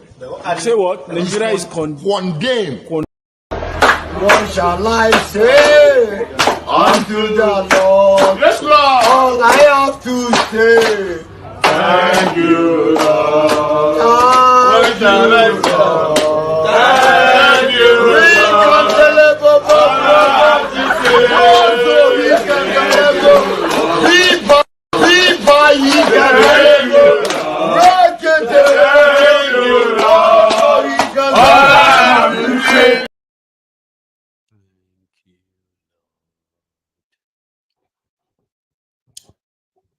Shehu Sani has responded, or let's say Shehu Sani has replied with a wiki. And then the new recruits of Kolu is there to remind Wike that if somebody like himself didn't go to jail, Wike will never be local government chairman. Okay, distinguished, I have to ask you because you're a voice. You've been a senator and all of that, so it's important we get your view to get the pulse of the area, not just in the realm of speculation. But I can't let you go without asking you what played out at the event a few days ago when Years on Wike came. I was very straight with you and Michael Zekome, the senior advocate of Nigeria. In fact, by paraphrasing what he said, your presence in the Senate, how much significance did it make in making Nigeria better? I don't know whether I had a chance to respond to him because you had talked about the fact that Abdulsalami Abubakar had called the rights activists who fought to restore democracy to say, come take power like the ANC did in South Africa, who are still at the reins of power. You refuse and you look back and say that was a big mistake. Do you have a reply to FCT Minister Nyesom Wike? Wike is my good friend. I would have preferred to reply him in an event rather than on TV. And I think I have attended 2 events where he strategically placed himself to speak last and make sure that nobody replies him. And I believe that when an opportunity comes next, I'm going to take him on. But nobody can demean the struggle which we did to free Nigeria from military dictatorship. Michael Zokome was a patriot. If not for the struggle we did to disestablish a military dictatorship and restore democracy in Nigeria, people like Wike couldn't have become a local government chairman, a governor, or a minister today. He's a beneficiary of our struggle, the sweat and all that we have invested in it. And at a certain time, I was in Port Harcourt prison, and which serving a prison term as a political prisoner. And where was he at that very time? But I think what he said, though people have overblew it, what he said is that there is no, there are gains in democracy. It's not only about condemnation and criticisms. And in my own case, he say, what is it? It's about what have we done in the Senate. He wasn't specific. He was talking in general terms. So I can't take that personally. But I will say that he is a beneficiary of the struggle which Nigerians have committed and dedicated their life to. And I hope he will understand. But I believe that next time we go to an event, since I know his formula of speaking last and then closing the chapter and everyone should go, it will never happen. He will certainly get a reply. You know me very well that I don't hold prisoners. And it's even later I learned that we are age mate. But I believe that he will get the next reply next time he tries. Now them. And I think I also found that the extended video of where Ruto said 19 people died and others. That video I showed you earlier. So it was about a 12-year-old boy that was shot 7 times. So they were having the media presidential media charts over the incident in Kenya, where Ruto is expected to kind of answer some questions. So he was asked this, then his response. Listen. Mr. President, this boy, 12-year-old, took 8 bullets. 8 bullets into the body of a 12-year-old boy. What would you tell the mother of that boy? That boy is alive, right? No, it's not. Kennedy Onyango died. He's died. So he's the one who died? Yes. So you're not talking about the person who was shot with rubber bullets? No. No. Yeah? Shot with bullets 8 times. Let me tell you. Yeah. In Gong, this is the situation in Gong, right?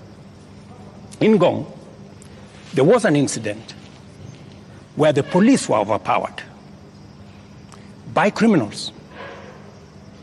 They took a firearm from the police.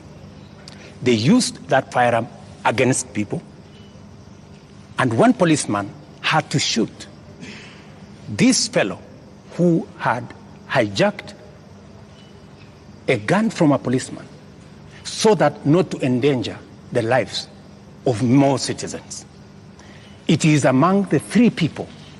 One of the criminals is among the 3 people who was shot by the police after they overpowered the police and took the bullet and took the gun from the police and used it against innocent citizens.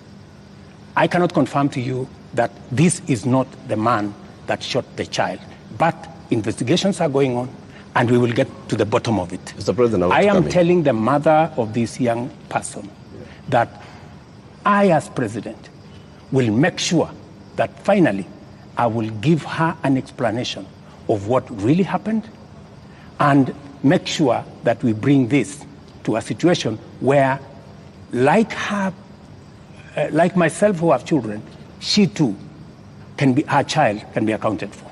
Mr. President, the Kenyan national nuisance lele. Man, you know, sometimes, right? You know me, I'm always everywhere, right? Sometimes when I listen to this guy these days, I just feel like, what happened to him? Now, some of you may not know this guy, okay? Some of you may not even know about him this much until probably a few weeks ago or a few days ago. But there are many people who actually followed African politics, like myself. Man, his first reaction to a 12-year-old shot 8 times was, did he die? Did the boy die? Yes. Even the whole room was like, they shot a 12-year-old boy. Then he decided to make up story. President of a country is trying to make up story to defend the killing of 12-year-old boy. Shot 8 times or more, even Kenyans, right? They probably are just going to be like, that's the cold-hearted Ruto, the same one that made this statement earlier. I have no blood on my hands. 19 people, to the record that I have from the security agencies, are dead. Very unfortunate. As a democracy, that should not be part of our conversation. 2.4 billion of property has been destroyed. The office of the Chief Justice has been burnt. City Hall has been burnt. Parliament has been burnt. That is the situation. Let's turn lives, Your Excellency. 19 let's people turn lives, dead. Your Excellency. We have 19 I said people 24. Dead. How did he even come about the 2.4 billion property destroyed? Like, how did he even come by that within just few days? How did he, within 2 days, how did he know? How did their government quickly, how did they do their investigation, right? And they came by that figure, that the properties destroyed or the shops looted, everything is worth 2.4 billion. That's how you get to know that he is a criminal, making up things to justify the killings of his own people because he wanted to defend the policy handed over to him by his own puppet masters. He hasn't learned anything. And the Kenyan Gen Z, they told him, you will not believe it. You will not believe it. He will not believe it. In Nigeria, during the NSAS, you were using Sorosoke. Ogbeni, speak up. Sorosoke. Open your voice, Sorosoke Wiri. In Kenya, their slogan is, you will not believe it. He will not believe it. You will not believe it. You will not believe what is going to happen. So if a bird learns how to fly without passion, the hunter will learn how to shoot without missing. It is a showdown in Kenya. And this is just a part of it. Every day now, Ruto must go there saying,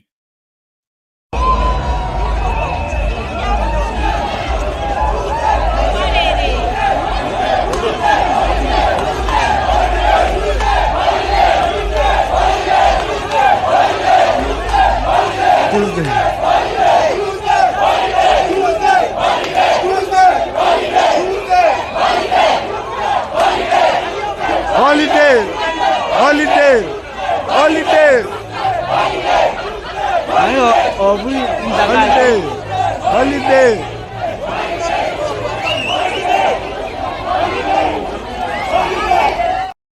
Tuesday, holiday, Tuesday, holiday. Keep it holy. Tuesday, holiday. Every Tuesday. Tomorrow is another day. And that's where we're going to draw the curtains now. So I've had my shot. If I should continue, right? I'm not going to take calls, right? So I want to. And the line is also going to be opened just in the next few minutes. I will try if I do refill. And if I can't, I'll be back in a minute or two. So, right? Thank you so much. If you have to leave because you're going to work tomorrow, right? At least like the broadcast, okay? Like it, share it. And then you can join us again tomorrow. But if you're still here and you want to, grab your phone and I will be back.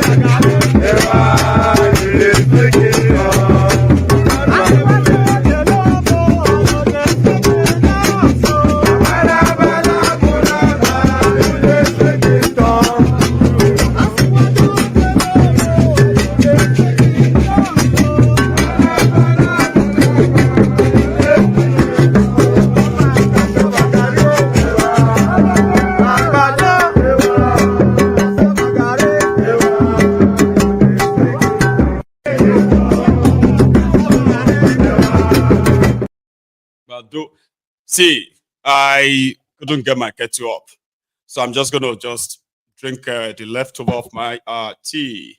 And you can buy me coffee too. Yeah, that's how you support my platform, especially those always asking, how can we support you?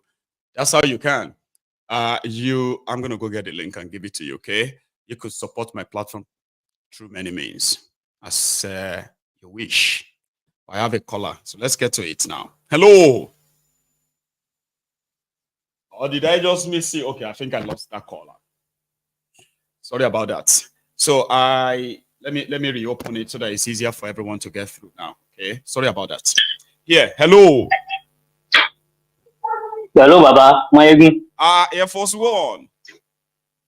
Baba, how you do? I am very well. Oh, happy Sunday. How are you? Yes, sir. Same to you, man. Very well done job. You did a very good job, sir. Thank you. So let me go to Kenya. So Ruto left Kenya to go to IMF and which other bank again? I think World Bank, right? He left Kenya to go to that place and borrow money to the detriment of the welfare of his own citizens. And you put them through all this turmoil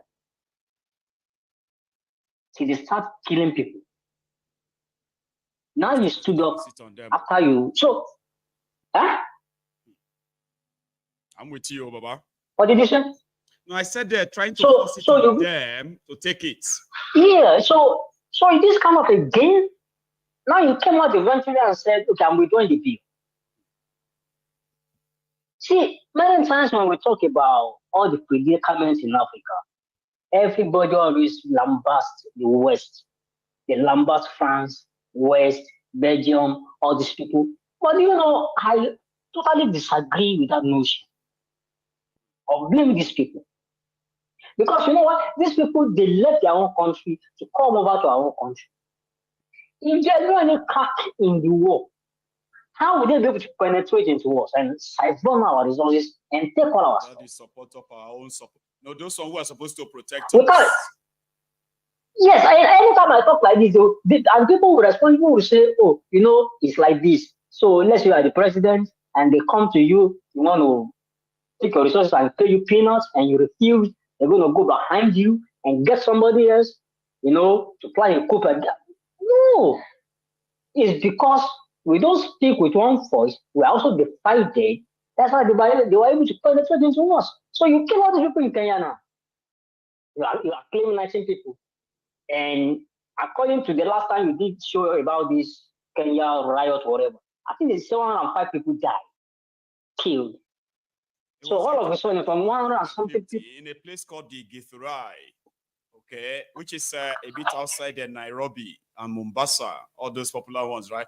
Githurai is also like a well-populated area. That's where that grandma that was crying yesterday, that's where she comes from, looking for. Yes, I saw that video. Yes. But yeah, they are now saying that it's 30, it's 19. It's this. It's the reason why they are pushing that narrative, okay? So it doesn't look as bad as it is. Even if it's okay, so let's say 19. The young 12-year-old, I don't know if it's he or she, that was shot 12 times or 7 times, like you said. I remember 7 times. Shot 7 times. All in the name of what? And it was with all in the name of what? Real bullet 8 times.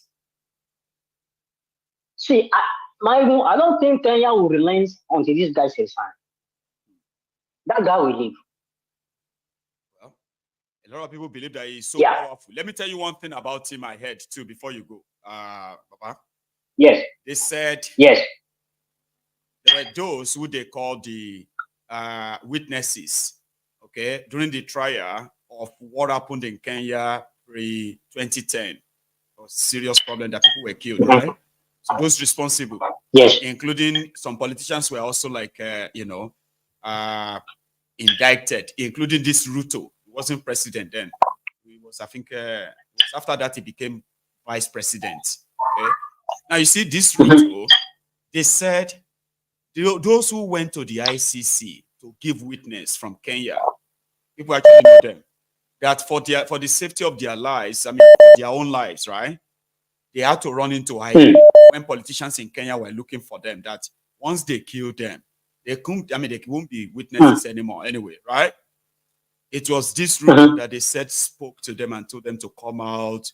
Like, we need reconciliation, we need to and then few days after that, them coming out, they slaughtered all of them. See, there are so many other dark stories from Kenya. Like, we have all of our own dark story from Nigeria, right? Where some ethnic nationality will just be targeted and killed, where the soldiers will go to a people because of their political, so they will just disappear.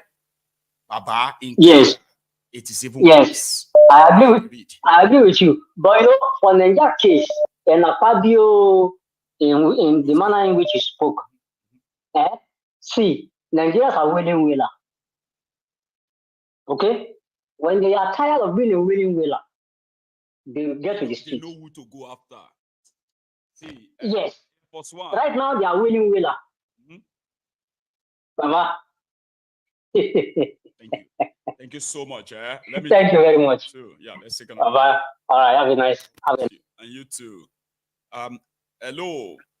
Yeah, hello there, Mr. Maiyegun. How are you today? I am very well. How are you? Yeah, not too bad. I just want to say, keep up the good work. May God bless you in all your endeavors. Amen. Thank you. Yeah, you're keeping us going, man. We in diaspora. You lift our spirits, you know. When we got to talk about our country and kind of make our own contributions. But sometimes it could be very sad, you know, with all the shenanigans that's going on, what you transmit to us, you know, because you are like our mouthpiece. I'm your eyes, and then you are your eyes. You are all busy with the normal day today, right? But there's always going to be an hour that you can go listen to Maiyegun. Tell us. I'm telling you, I remember the other day I was traveling to Belgium from London, and apparently, you know, I played your sermon all through till I go into the ferry. After I got to the ferry, I couldn't receive anymore. When I got to the other side, I continued. Then you finished. Because it took about 3 hours. However, tonight I want to say it looks like democracy. Listen to all what is happening. Look at what is happening across Africa. Apart from North Africa, where they are more politically conscious. A bit stable. It looks like democracy is not fit for the other part of Africa. Because it doesn't make sense anymore. Under military regime, right? No ethnic ethnic group or region was ostracized. But in this civilian regime, I call it not democracy. They call it democracy, but to me, I call it a civilian regime. It is a regime. We had Obasanjo leveling a whole village, bomb a whole village just because of their oil. We have the Ensan saga, where children were massacred, and people came out and told you, even Fashola, behaving like a dog, coming to tell those lies that nobody died. When we know more than 200 or 300 of our youths died. We have the Okoma incident recently, where military officers went on their own personal business and got killed out of some deals they made with all that, like with Tompola and other people, right? And and a whole village was flattened. Yes. We have in the east where a state governor, Imo State, who's on demand because he wanted to contest for election, destroyed villages and prevented them from coming to participate in an election. And the guy won that election, which was a farce. We have unknown soldiers in the southeast killing people. We have a House of Assembly member in Kano State murdering people because they refused to vote for him. Yes. You understand? And nothing happened. So sometimes you think this democracy, right? Is it really a democracy? It doesn't make sense anymore. You understand? And I think the people are to blame. Because to my own understanding, the most dangerous threat to our democracy are the banks. Number one, the banks. God bless you. Number two, the arrogancy of the supposedly elected politicians. And number three, the dogmatic behavior of the electorates, the people themselves. They are so dogmatic. You will think that what happened in Kenya will translate to Nigeria or Ghana or Cameroon. They already complained that they are overdoing it. Yeah, nobody's overdoing it. Look, Ruto will have to go. That's how democracy works. Nobody, you know that upon all this, even the media houses in Nigeria are not even telling people that you can recall a government, you can recall Thiefnubu. It's in the Constitution, it's in the Electoral Act and the Constitution. You can recall a government, you can recall all the people elected. Apart you, they can recall them tomorrow. It happened in Kogi State now when they were trying to recall what happened? The people stood by him, they couldn't recall him. They have the power to recall, but unfortunately, I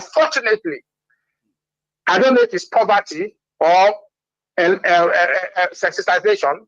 The people don't seem to know what is happening.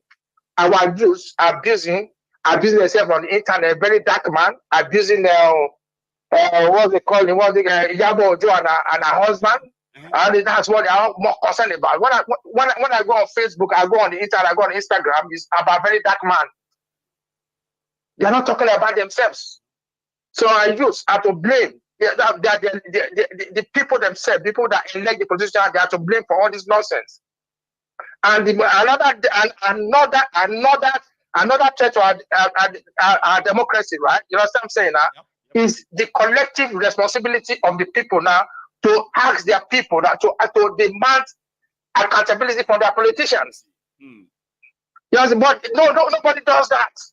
Somebody will just come on board to the media houses, right? When you will see that anytime Thiefnubu has problem, a political problem, the next thing, right? Channels Television and Arise, right? I don't know if they call them, I don't know if they force them to call them to come and defend them. You see one of the minister APC members coming to defend that action. Spewing lies. And they will barely be countered or fact-checked. And sometimes they will consume you. Those lies will consume you. Look at Obla. When Obla was accused, right? I fell for it. Actually, believe me, I fell for it.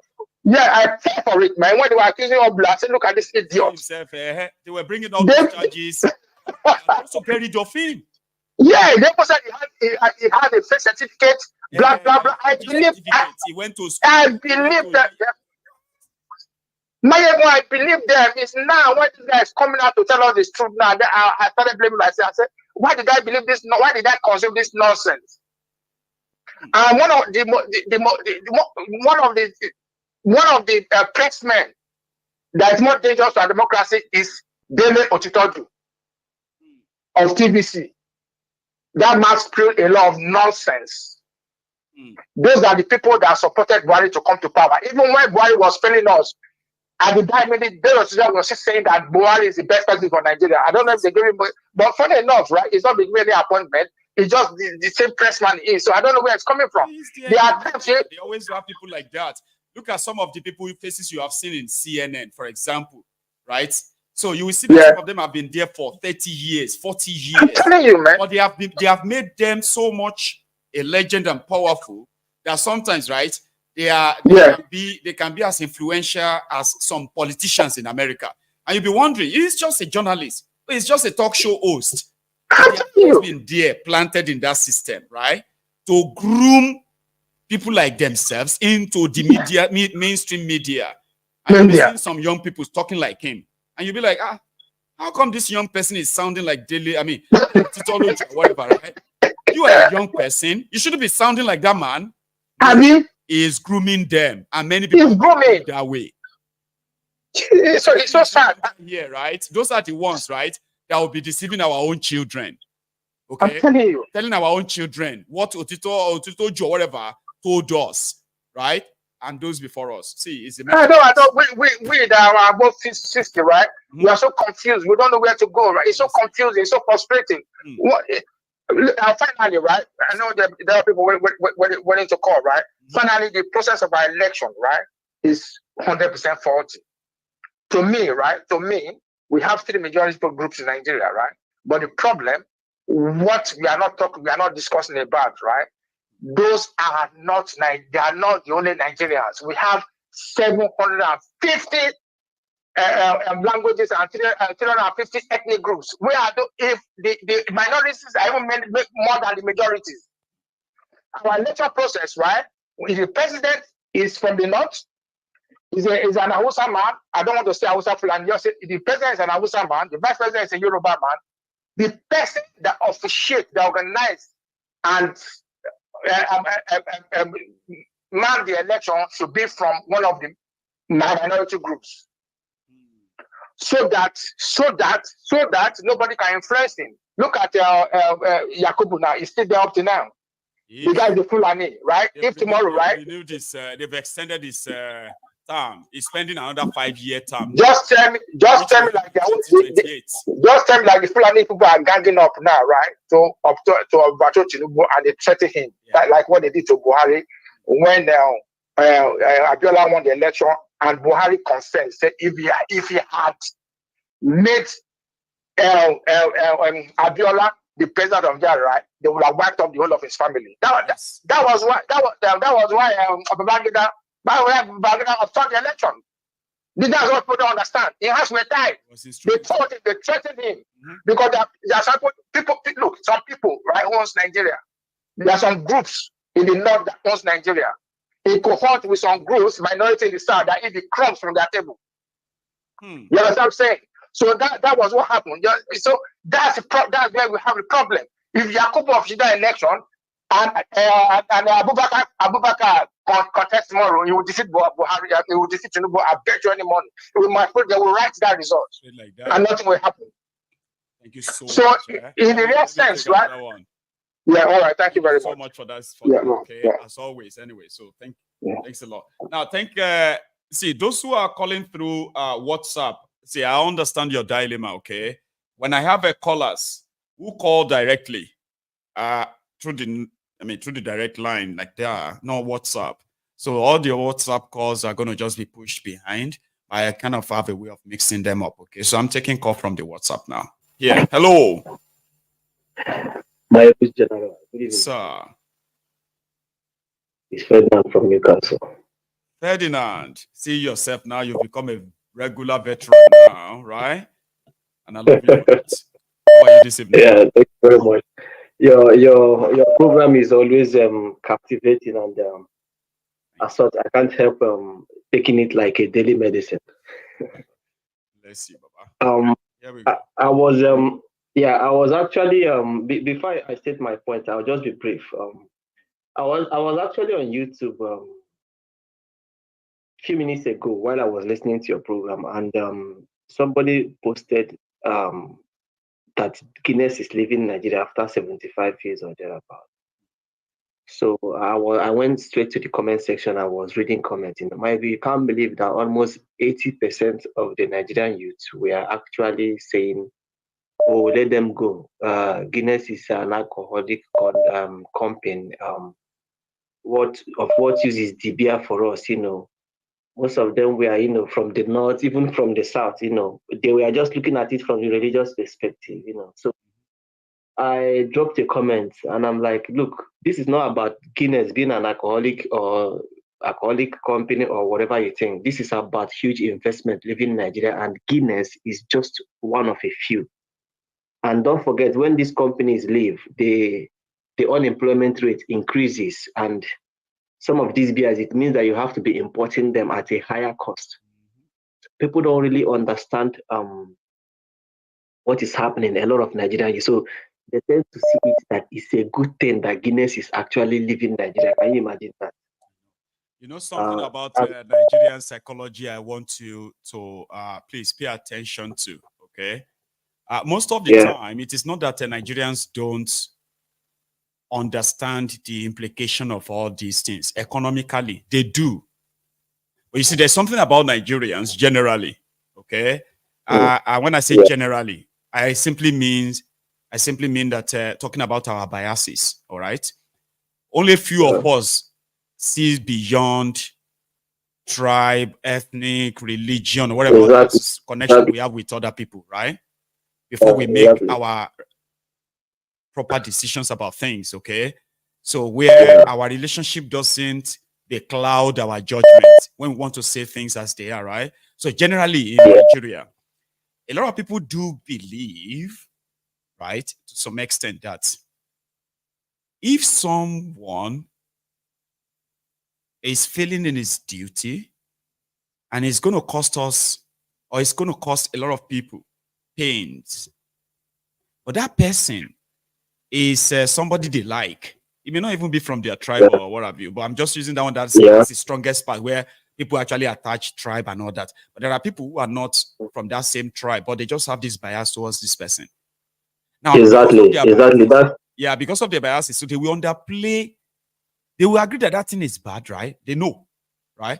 But they will just underplay the consequences tune, exactly. Yeah, exactly. That's exactly what's happening. And so exactly. They are moving. But do you know? Don't you know that they are like a sin to be drinking? It's even bad for your health. They know about the economic side. They are not stupid, but it suits their agenda, because if they agree with you, they will have to condemn the people they respect, the people they support. Of course, and they don't want to. And go on. Yeah, and that is why that brings me to my next point. This is actually analysis I've been making on my own, because I read about politics and I try to analyze politics sometimes. You see, what is really playing out now in Nigeria is Nigeria has eventually crashed already, and it will divide further in future.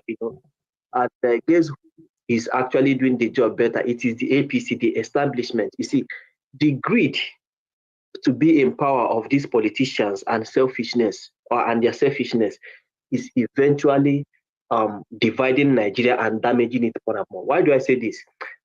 You could recall that 8 years ago, 8 years of Buhari was very, very bad for Nigerians. And during that tenure, a lot of things happened. Dollar increased, inflation was high. there was NSAS protest, Northern youths never joined in that protest, and they never continued for one day. In fact, during the NSAS protest, right? Yeah. Right? To them, Yeah. To them, yes, we are suffering. Yes, they are Yeah. cowards. Yeah. But does that mean that we have to lose the presidency? So we are not going to have president anymore. No, that is it. Because we are dying. Yeah. We would rather have president. Yeah, exactly. That is what they were saying, and this is what actually brings my point. Now, the North is the few brokers you mentioned a few days ago. You mentioned the North ganging up to take off. That is going to be a one-time president. Now, this has actually. I've actually tried to reason it from another perspective. Now, the Northerners are coming to take off Thiefnubu. Yes. That his administration is very bad. Things are difficult. Blah, blah, blah. As if Buhari's own was very good. Now, I'm not from the North, and I'm not Yoruba either. I'm an Igbo guy, and I'm going to be very objective here. A typical Yoruba man would be like, "What of Buhari? Was his own better? Now it is Thiefnubu's turn. You guys want to take him off." And if you kind of like try to balance it from an objective perspective, the Northern, in as much as I'm not in support of Thiefnubu's government and administration, the Northerners are trying to they have this delusion that they can decide who will be the president of Nigeria and who will not.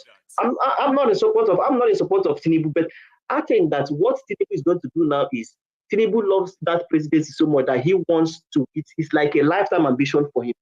And what I'm thinking is that with this regional government he's trying to do, he's going to kind of like clip the wings of the Northerners. Thiefnubu feels too big to go and beg the Northerners the second time for them to endorse him. You get it? So what I feel is that he's going to break down their powers. Yeah, from my own experience, okay, he's going to beg them. Not because they were going to stop him from, you know what I mean? It needs their validation. Okay, it needs it. They will make Nigeria ungovernable for Thiefnubu. It's already starting. You are going to see bombs everywhere. Bomb Abuja. Do you understand? What if this regional government comes into play? Thiefnubu, regional government coming from Thiefnubu, number one, is a red flag. It's not the regional government you have in mind. When Thiefnubu pushes regional government, right? I promise you, Ferdinand, it is not that one you have in mind. It's not that one that, everybody will be independent. No, it won't be. Okay? It's just going to take the advantage if he sees an advantage in it. I know a lot of people are already saying it. Okay? Like, it will bring restructuring. No. It will beg them. Ferdinand. It will beg them. They will make Nigeria ungovernable soon. Okay? They're going to bomb places. They're going to do horrible things that a lot of people have forgotten about in the last 8 years. Despite the fact that the terrorists are using guns, they will use bomb now. Now, all of this will give Nigeria, it will make Nigeria even worse. Okay? Now, they will try to want to repeat the same trick they used on Jonathan. Just to force Okay, just to force his hand. They can't take him out. Yeah. But unfortunately, the trick to Obama's White House in 2014 was actually given to them by Thiefnubu. It wasn't these Northerners. Yeah. So it's complicated. Yeah, it won't. Now, the only time you will see Thiefnubu go for the broke is if he sees that they've made up their minds. Okay? Like, it's not them trying to get his attention. They've made up their minds. And film go constant. Maiyegun. Okay, now, in addition to your last point you just made, now, don't you think that if they've made up their mind and Thiefnubu cannot do anything about it, guess who the Yorubas are going to be running back to for a union government? The Yorubas are going to be looking for allies, and guess the next people they are going to run to? It is the same people they are killing and destroying their properties in Lagos. No, they will be calling you. Do you know that? See, I told you. Yeah, they will come back to the Igbos soon because the North is really going to mess Thiefnubu up. And the North, once they've made up their mind, it's really difficult for them to go back. You get it? If they started calling Thiefnubu one-time president, Maiyegun, trust me, they'll make a very serious move on it. And the Yorubas will start running back to the same Igbos demolishing their houses and destroying their businesses in Lagos. Something, Ferdinand, before you go, right? Could you just please, right, replace that the Yorubas when you are talking about it, right? Could you please replace that with the Ronukus, please?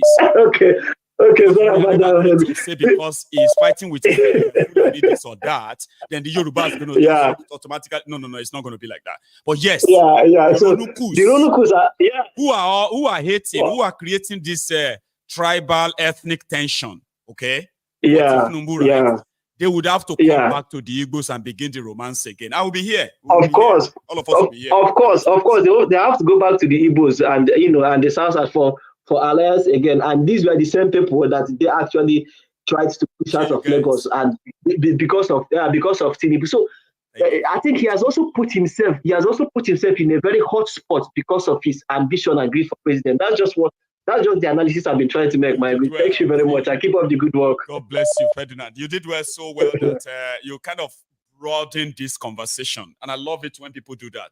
Okay? You kind of make it more like, my Lord Gorel, no, they deceive yourself. Oh. Even Thiefnubu will not deceive himself.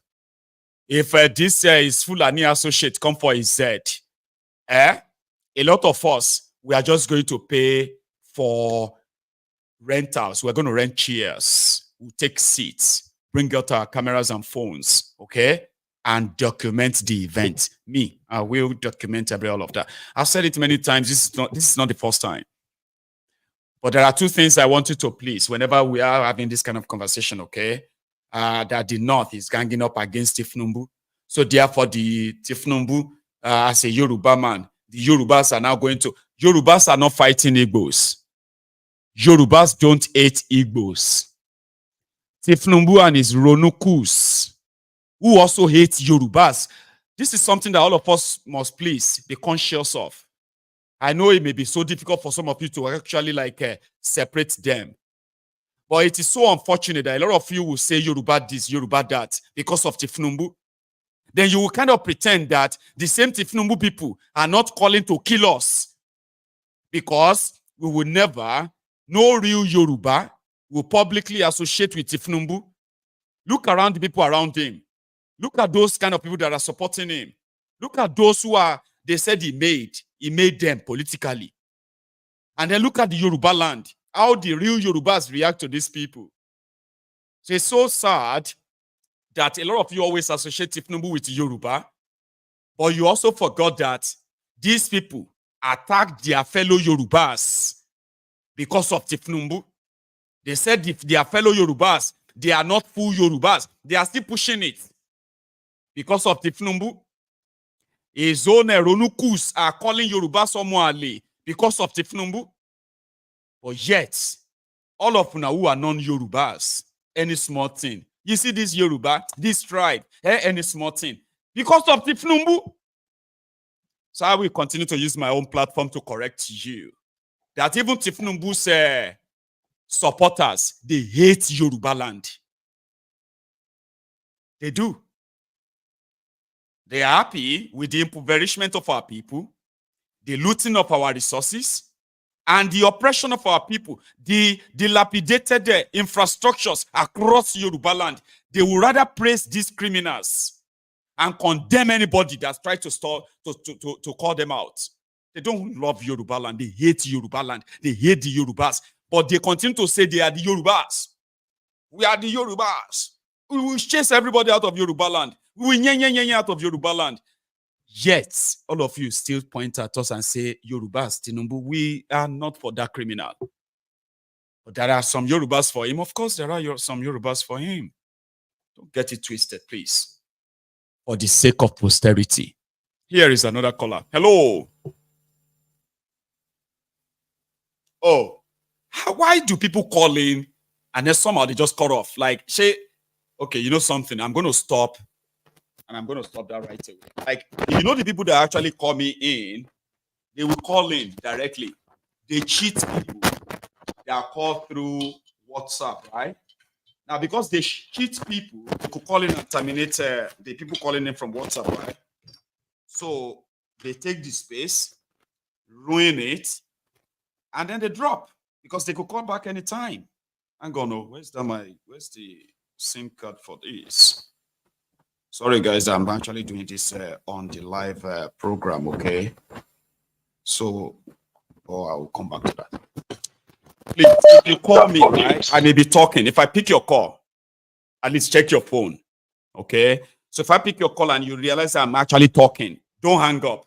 If you hang up and I actually bring you on and then you're like, cut off, then you want to try again, you know, it's usually those who are actually calling directly. So after this evening, you will not be able to call directly on the line anymore. You will have to kind of fight for your place on that WhatsApp line, okay? Here, let's see this. If someone stays. Hello. Hello, Maiyegun. Hello, sir. How are you? I'm good. How are you? Very well, too. Thanks for asking. Thank you for the burning flame this evening. Thank you.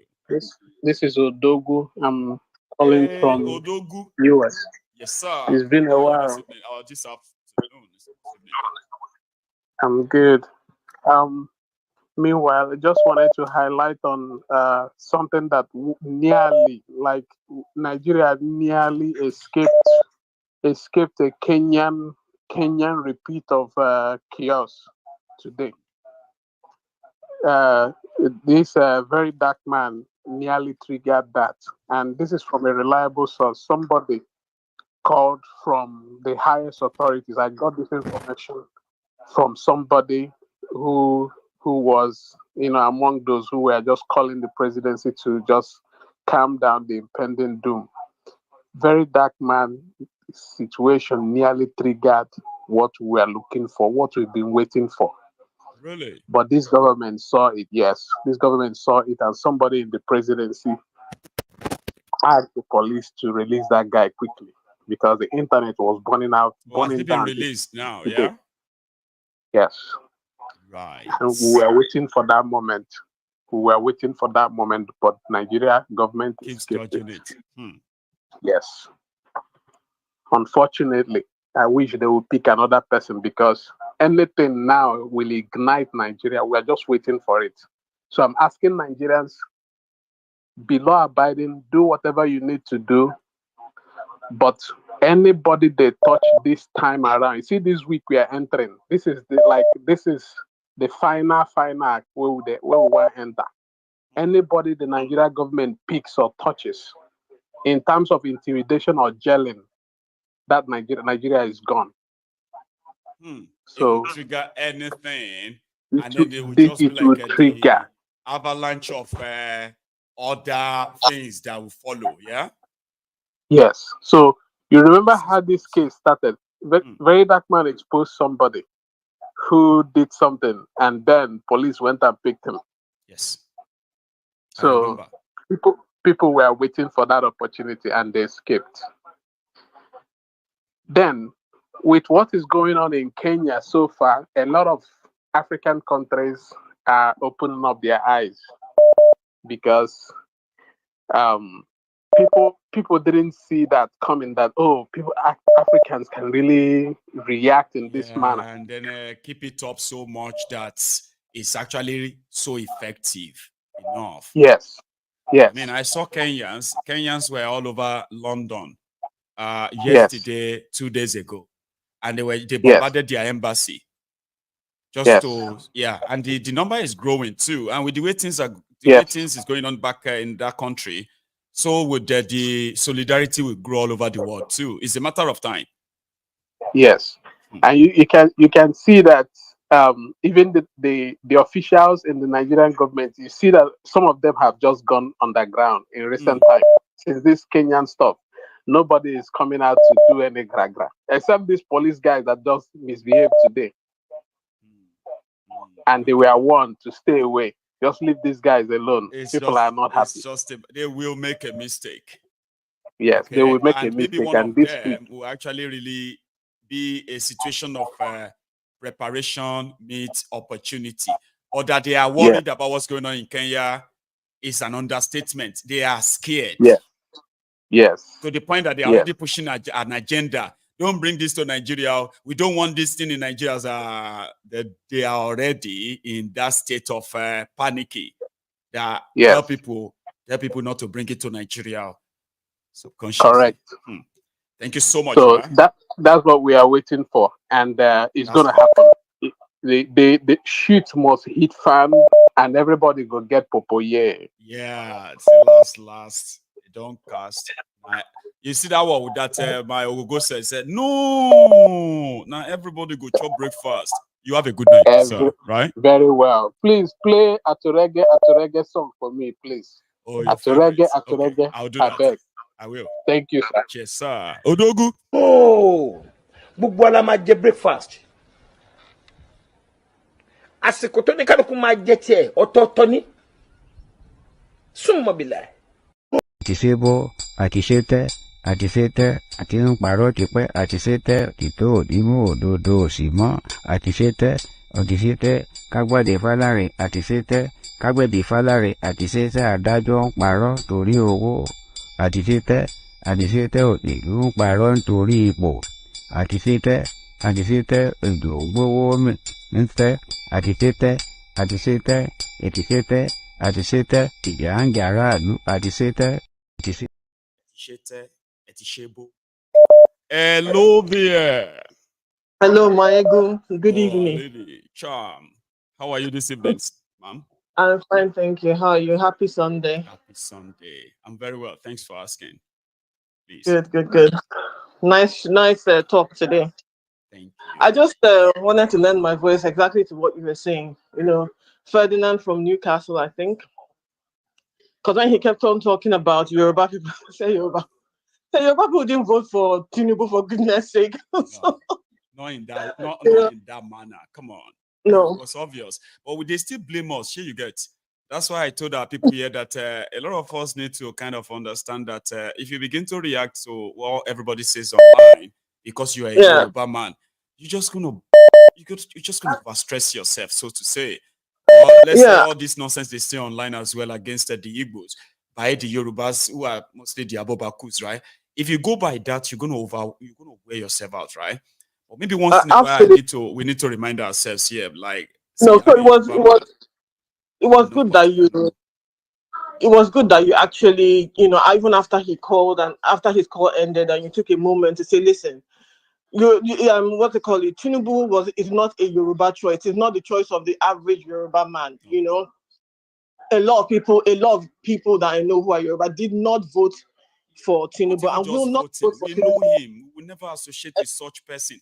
And it's obvious too, right, Charm? They hate the Yorubas that call them out. I don't even think they hate it. You just, you know, across the board, they hate humanity as far as I'm concerned, because we're all supposed to be human. They just hate everybody. You know, they're not even trying to do anything. In fact, the amount of money that when you say, okay, this is how much these people are stealing, it still, you know, shocks me. I say, what is one person doing with $9 billion, for goodness sake? Where do you want to start? Where do you want to finish? You know, with the $69 billion, you're not even doing anything productive. It's just sitting down somewhere. Just sitting somewhere, doing nothing for you, nothing for anybody, you know? So the hate is not just per tribe or anything. The hate is across the board, you know, because you must really hate your own people. You must enjoy seeing them be sick, suffer, die, and be, you know, have no access in any way, shape, or form, right? For you to justify the money that you're stealing. It has to come from a place of hate, you know? And this is not just directed to any tribe. Whatever is going on between tribes, like you said, it's a political tool. It has never been, okay, this is an organic way that Igbo people feel about Yoruba people. Because when you ask somebody, okay, what is it that you don't like about Igbo people? Exactly. Oh, they want to come here and they want to own our thing. How are they owning what? They want to take over our land. They don't respect our leaders. They don't respect our traditions. What are you talking about? You know, did you have any laws or anything that you asked people to generally abide by, and they didn't abide by those laws? Violates them. You know, and they violated those laws. Is there something you said? Okay, you know, this is Yoruba land. We celebrate such and such and such. This is our tradition. This is from not. I'm not coming from like, okay, politically motivated. You know, traditional. Politically motivated. You know, let somebody who is Igbo here come and tell me that the reason why he believes that the Yorubas are tribalistic, they are this and that, was because one day he was walking on the road of Yoruba land, and the Yoruba grabbed him and said, "Oh, my Igbo, we'll kill you, you Igbo." Yorubas won't do that to you, but the politically sponsored ones, they will do it again and again. They will do it again and again. So sometimes we need to separate and differentiate and even understand where our problems are. You know, then the previous scholar talked about, you know, that, you know, Nigeria was almost at the verge of, you know, becoming like Kenya on the what they call it, a very dark man. I said, if hunger, if the lack of good governance and all the things that it brings has not motivated you to come out there and it is on top of a very dark man, then you're not ready. You're not ready. Very dark man, for all he's doing and everything, is not the reason why you're going to hit the street. You can't hit the street because of him. But you can't. Fact too. Don't rule it out, right? Remember that answers, right? It was a guy that we thought died. Charm, do you remember NSAS how it all started? You? Like in bit. Okay, I'll tell you. Don't worry. I'll tell you. So it was this guy who was being arrested. It was alleged Yahoo boy, but it wasn't. Okay. So in the process of trying to arrest him in Delta State, okay, they now shot. Bah, bah. So the impression we had, the moment they shot, bah, bah, the guy just fell.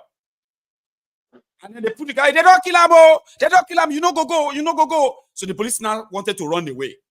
So that scenario was what made it to social media.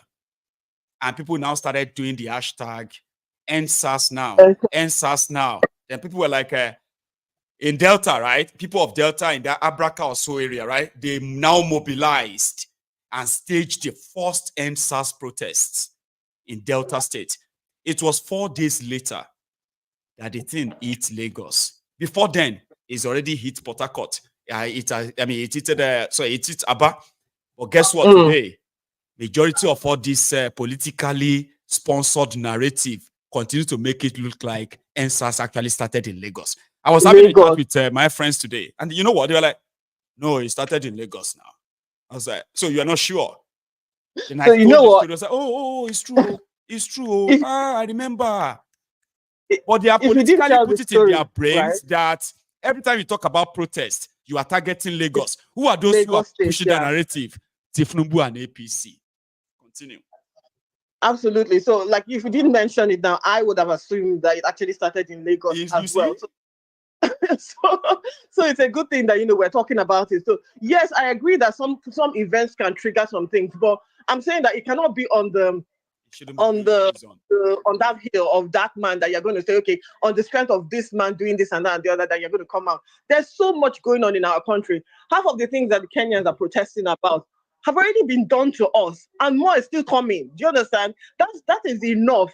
The hunger that people are experiencing on a daily basis, the lack of, you know, access to good health, medicine, poor infrastructure, and nothing is coming. Do you understand? You know, you're doing this show on a daily basis, and you know that there's no change that is coming. There's no kind of improvement that is coming down in any way, shape, or form. What we're looking at is a country that will continue to be, you know, the money and everything, that the need for all of these improvements and everything is not going to get there. It's not going to get done. It's not going to get to any.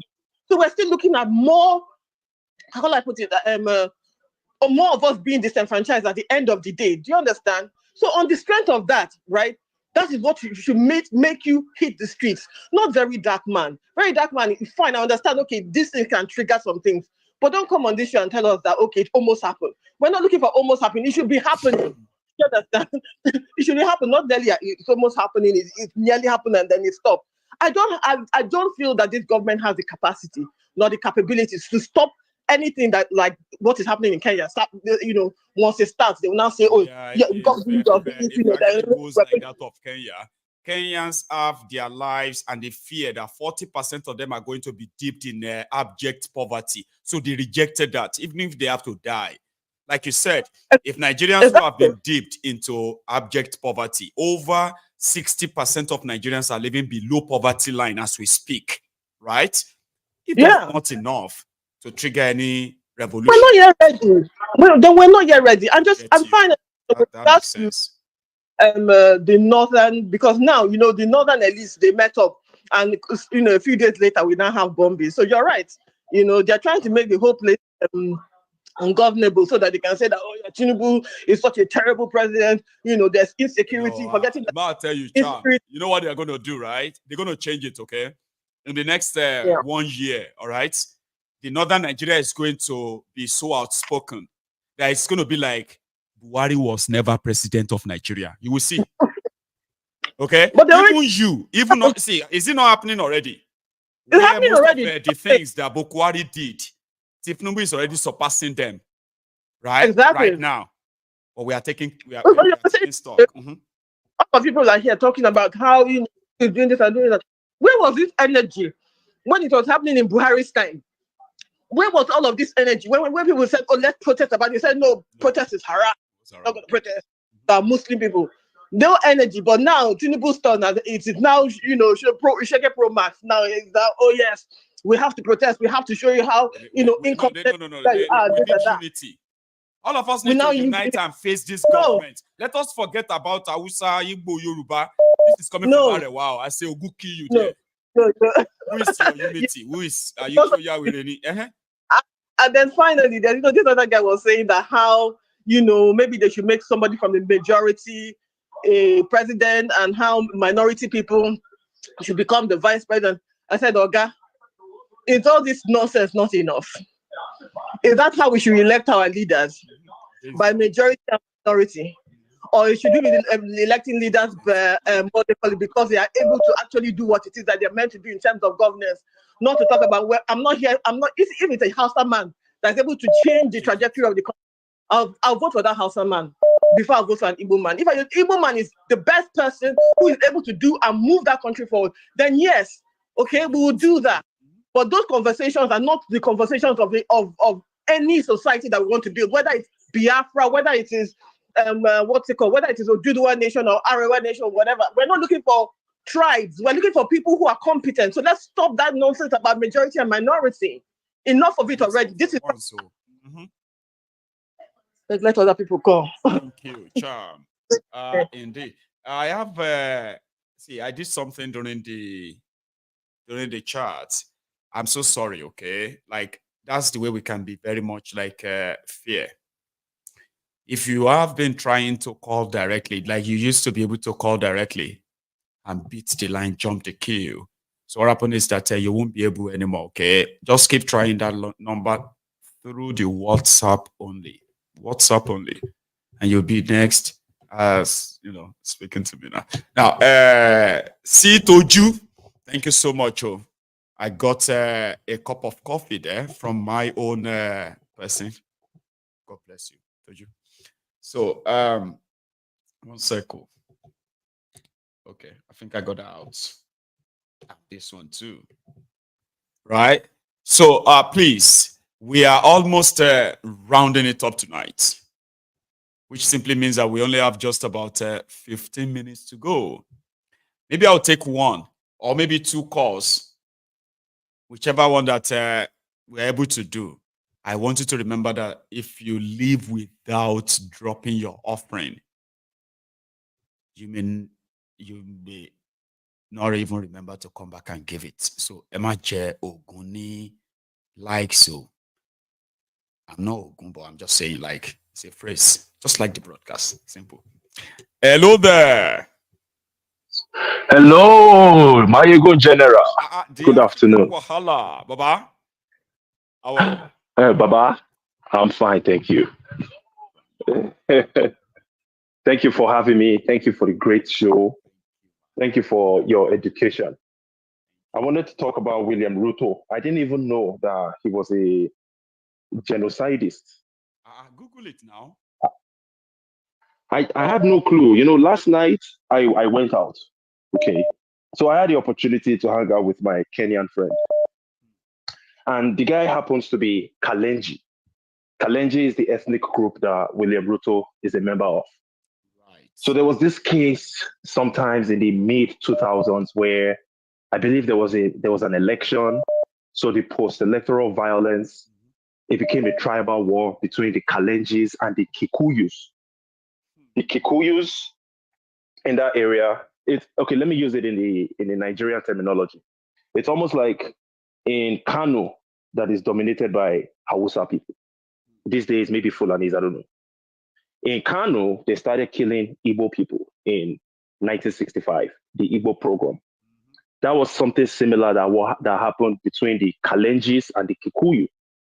So eventually there were about 80 Kikuyus that took refuge in a church, and the church was burnt to the ground with all 80 of them killed. And William Ruto happened to be one of the leaders of the Kalenjis that was instigating the people to make that happen.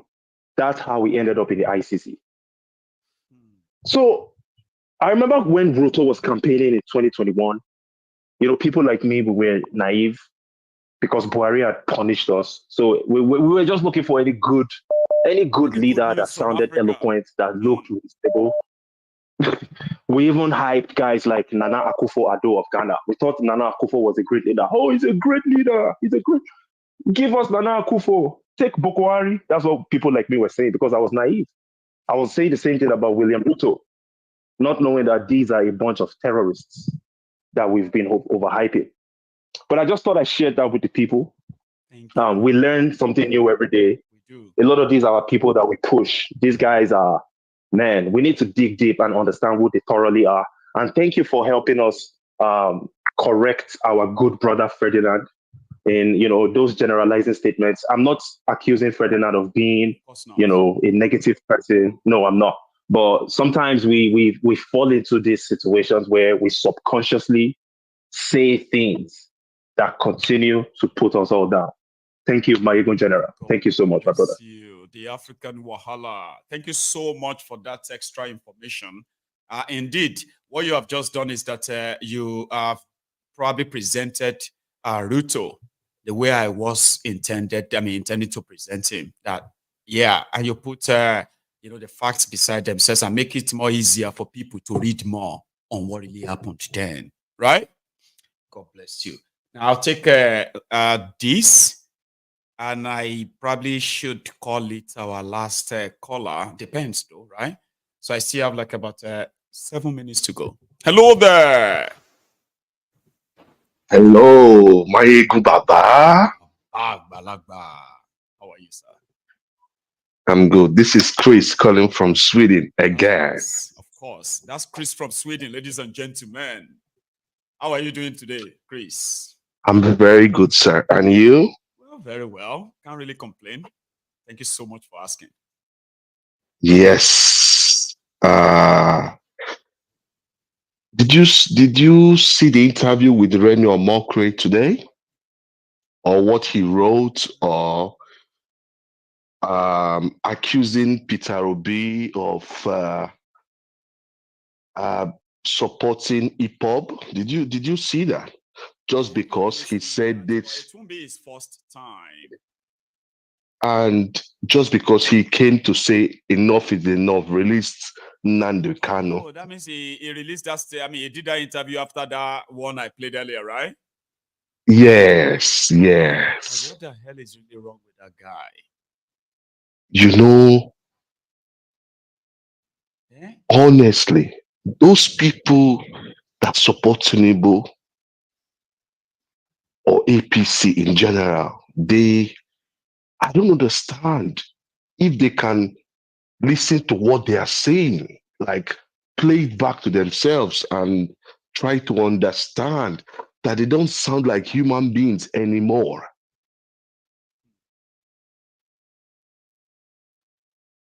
Even Atiku said release Nnamdi Kanu. Why didn't you say you would discuss with them?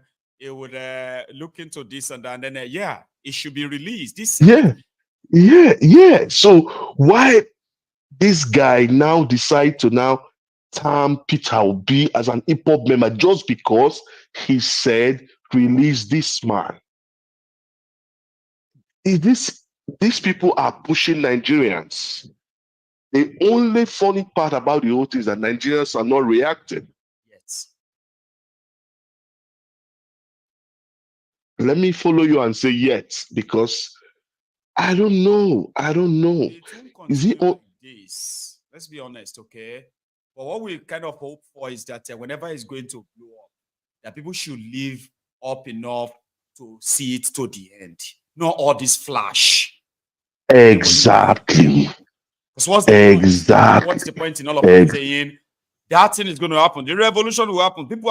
They will push people to the wall. Then boom, it don't happen. Oh, they don't start for Sokoto. It don't enter Taraba. Now it's actually important. You know, like, oh yeah, it's happening. And after a day or two, everybody go back home. You know, Maiyegun. That's my own worst fear, Baba. Chris. That's my worst fear. You know, I am Igbo. They have marginalized the Igbos to the point that an Igbo man has no right to complain. Once you complain about the situation of Nigeria, they say you are hip hop. You hate Nigeria, that you are those that wants to destroy Nigeria. Just because you are saying or you exactly. They continue to exactly be obedience and Obi as Igbos hip-hop, and that's deliberate. I'm still waiting for the day they will say they will. They gave Igbo, right? Peter B have more people who believe that he could be president outside Igbo land than inside. Exactly. The total number of Peter Obi from the entire eastern Nigeria, he no reach 1 million. No. Yes. If you add all of them together, but guess what? Yes. The other places where we say he really get, you get. Yes. To position it as in fact, there was a one madman who told me, he said, and I said, Igbos are everywhere. I said, oh, so 6 million Igbos actually were the ones that I said, it is no, Baba. They deliberate. I'm still waiting for one day they will say you to your iPod, Baba. I'm waiting because you are saying that Nigeria. Adeyinka Grandel said that he sent his men after me, his dogs. They said I can't be full Yoruba. That I should ask my mother. Can you imagine? Some said, no. We know his mother. His mother is half Igbo. What? See, you know why majority of you don't kind of see is because I don't really go into the gutters with them. I won't come on my program, right, and spend hours talking about him or talking about somebody who just said something about me. That's why a lot of you don't know how much of this. They said I'll be Igbo. Question him very well. He's a Igbo. I know it 100%. Oh my goodness. Oh my goodness. That's why I look at what they did to GRV. Look at what they did to GRV. It is all just the only crime that he did was that his mother was from the Igbo land. That's the only crime that man committed. I have a man here. He's an elderly man. Okay. And normally, right, you will think this person can't be listening to Maiyegun and be this bigoted, right? This person is an older man. Here. Do you know that they still believe that Obasanjo's father is Igbo? And do you know the originator of that story? Thiefnubu and his gang during the AD days. Wow. AD days. Nobody knew Thiefnubu Papa. Nobody knew Thiefnubu Mama. He denied his own birth parents. Up to today. Adopted Abibatu Mogaji, who adopted him as his mother. Nobody is asking about his father. But guess what? They are the ones who always call people Omoale. Omoale this, Omoale that. People will not know them, Papa. But they built that story in 1999. They said Obasanjo used the seat to collect the blessing of Yoruba land. Obasanjo is not a Yoruba man. MK Abiola that died as a Yoruba man. It was him it was what belonged to him that they gave to Obasanjo. That do you know that Obasanjo is not Yoruba? His father is Igbo. From what? My goodness. From where? From Anambra. They have Anambra. I know. That's what they will say. Yes. There's this obsession of this Yoruba Ronukus about Anambra, even before Obi. So for Obi to now put up posters saying he won't be president, it just triggered their PTSD. Older people telling stories to younger people because of politics. They said Obasanjo's father is Igbo, and there are Yorubas that will tell you it's true now. It's true. Older people, that's when you will know the generations they destroyed in Nigeria using this type of political tribal narratives. that majority of people who kind of follow them subconsciously, they are not even aware the idea or agenda behind all these narratives. Wow. It's so deep. It's so deep. They will call me Igbo. They will call me hip-hop. They've called me many things. But because I am a Yoruba man, and I know their oriki, I know their story, here you get now, they will try to avoid people like me. And there are many like me. We just want to be good enough to speak out all the time, so that people will not. They will use tribe and separate us. When we ask, okay, since we are this, let's go to our tribe. They will say, no, you must be one Nigeria. Do you understand how they are trying to make us look stupid? I was talking to a friend. I was talking to a guy today. This guy, he's a called Lagosian. His father is Lagosian. His mother is Lagosian. And I said to him, my parents are Igbo, but I was born in Lagos. I studied in Lagos. I did everything in Lagos. I grew up in Lagos for at least 20, 25 years of my life in Lagos. Will you now tell me that I'm not a Lagosian? I asked him. He said, no, I'm not a Lagosian. I said, okay, what can qualify someone a Lagosian? He said, my father and mother must be from Lagos. I now said, this thing that you are saying is only in the minds of those that don't understand what unity is that will say this. Because Nigeria is not real. Now, that is where people will need to understand, okay? In Nigeria, they say we are one Nigerians, okay? We are all one. Yes. And therefore, all as Nigerian, you are free to live and do your business anywhere without any hindrance. Exactly. Is that not true?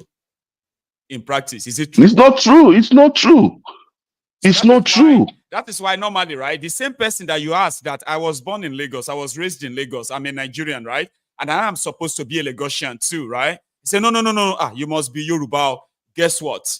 They are proud whenever their family members send them images that they are now Americans because they were born in America. Can you imagine that? Their aunties and their sisters, their brothers who left. Can you imagine that? 15 years ago, they are now Americans. They are now British. Guess what? Their children, they are now carrying the British passports. They are now carrying American passport. All just because they were born there. The same set of people in Nigeria will tell you, no, we are tribal people.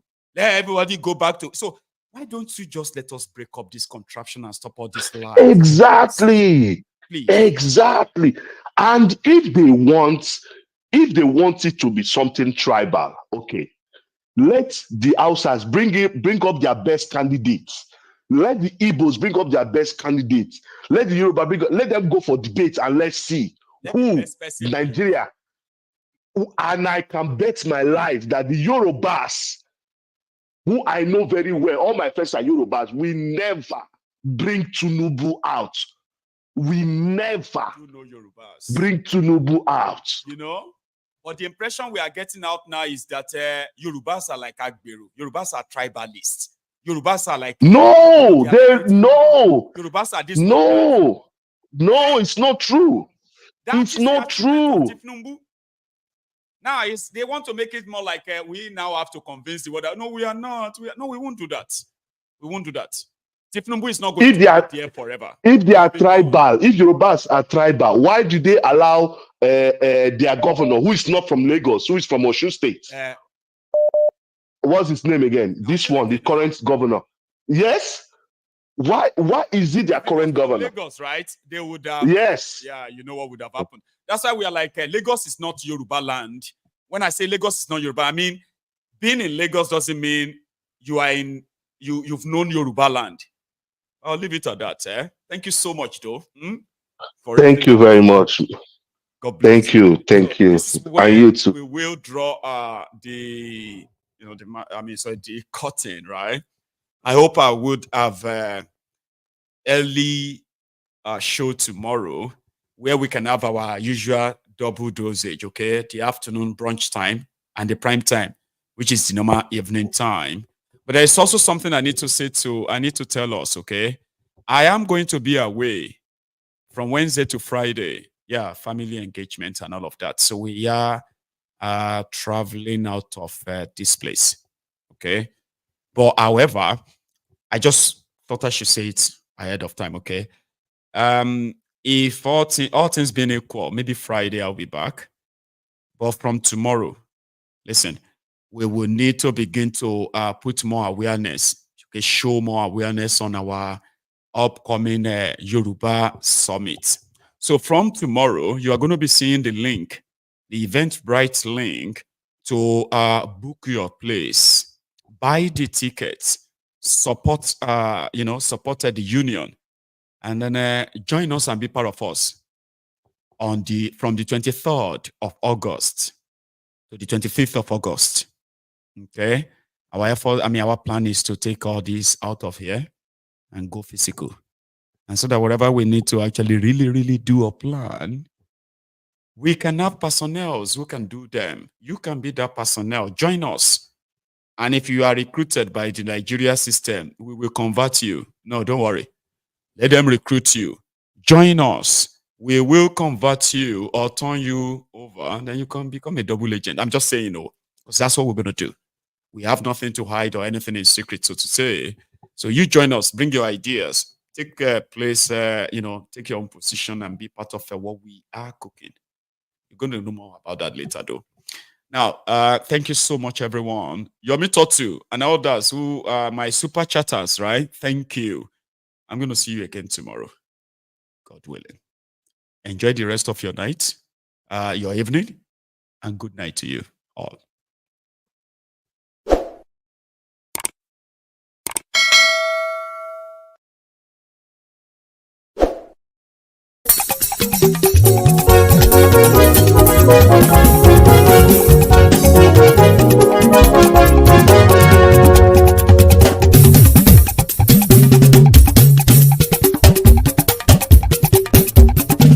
Maiyegun làwa mọ̀ làmọ̀ tó dòdòdò. Maiyegun Diary Maiyegun number one. Maiyegun làwa mọ̀ làmọ̀ tó dòdòdò. Maiyegun Diary Maiyegun number one. Maiyegun ti dé o ọ̀rẹ́ ará ìlú. Maiyegun Diary Maiyegun number one. Lórí Facebook, lórí YouTube. Maiyegun Diary Maiyegun number one. Gbogbo bó ṣe ń lọ ni Maiyegun já wa sí. Maiyegun Diary Maiyegun number one. Àṣírí ọ̀jẹ̀lú kì í bò níbẹ̀ o. Maiyegun Diary Maiyegun number one. Bó bá ṣe eré àní Maiyegun máa wí. Maiyegun Diary Maiyegun number one. Ó sì tún ṣe eré wàá gbọ́ níbẹ̀ o. Maiyegun Diary Maiyegun number one. Maiyegun Diary Politico. Maiyegun Diary Maiyegun number one. Godfatherism kò sí lọ́rọ̀ Maiyegun. Maiyegun Diary Maiyegun number one. Ẹ farabalẹ̀ sẹ́ o kẹgọ́rọ̀ lẹ́nu o. Maiyegun Diary Maiyegun number one. Àní Maiyegun làwa mọ̀ tó dòdòdò. Maiyegun Diary Maiyegun number one.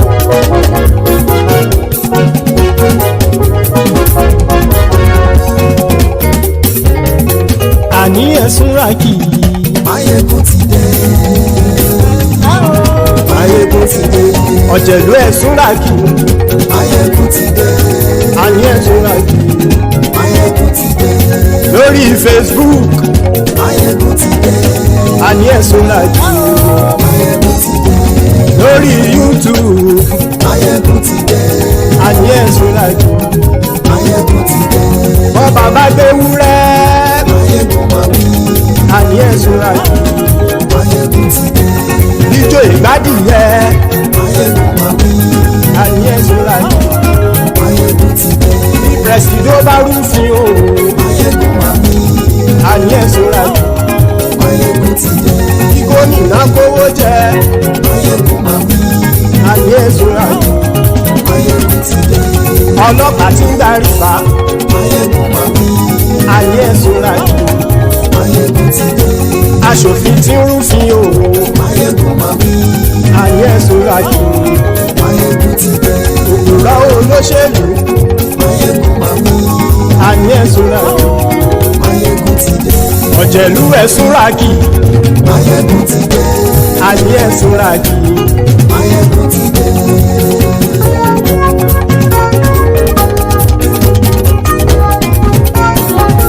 Maiyegun ti dé.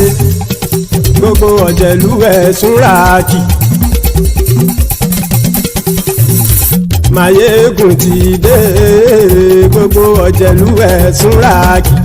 Ṣùgbọ́n ní bá ti ṣe èyí tó yẹ kí wọ́n ṣe, ọmọ bá dèrò ní fi wọ́n níran o. Maiyegun ti dé. Gbogbo ọ̀jẹ̀lú ẹ̀ súnra kì. Maiyegun ti dé. Gbogbo ọ̀jẹ̀lú ẹ̀ súnra kì. Ṣùgbọ́n ní bá ti ṣe èyí tó yẹ kí wọ́n ṣe, ọmọ bá dèrò ní fi wọ́n níran.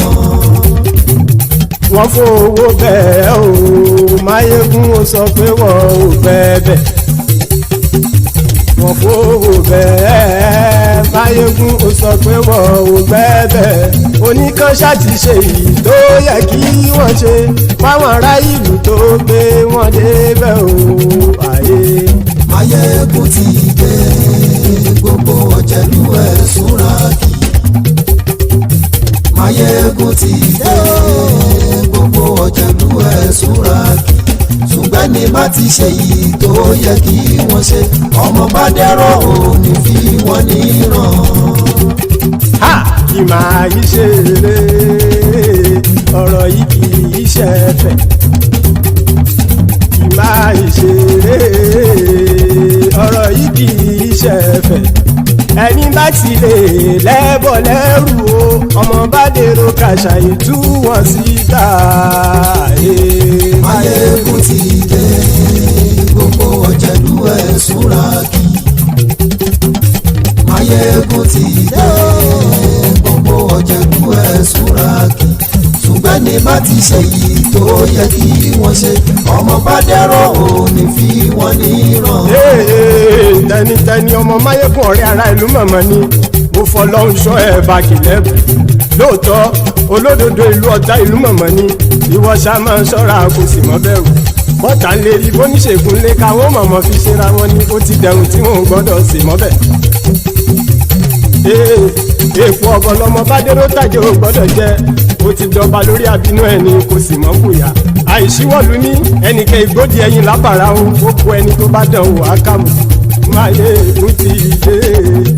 Gbogbo ọ̀jẹ̀lú ẹ̀ túnra kì. Maiyegun ti dé.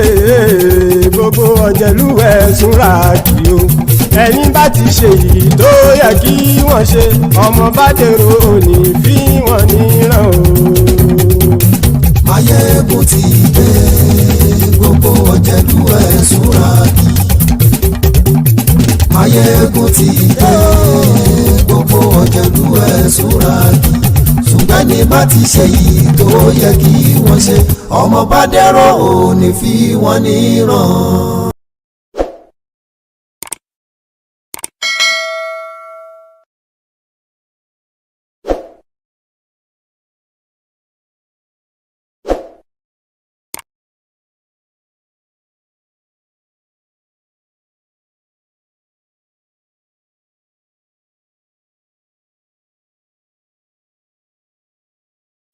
Allow the children it's okay. Off your mic, it's okay.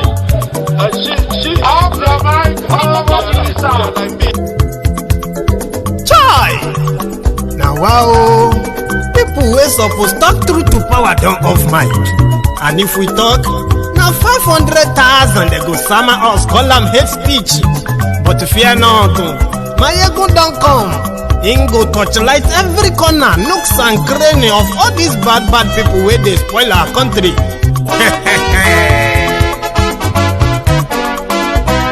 So my people make we laugh, oh yo yo, Maiyegun don come, oh yo yo. My people make we shout, oh yo yo, Maiyegun don come, oh yo yo.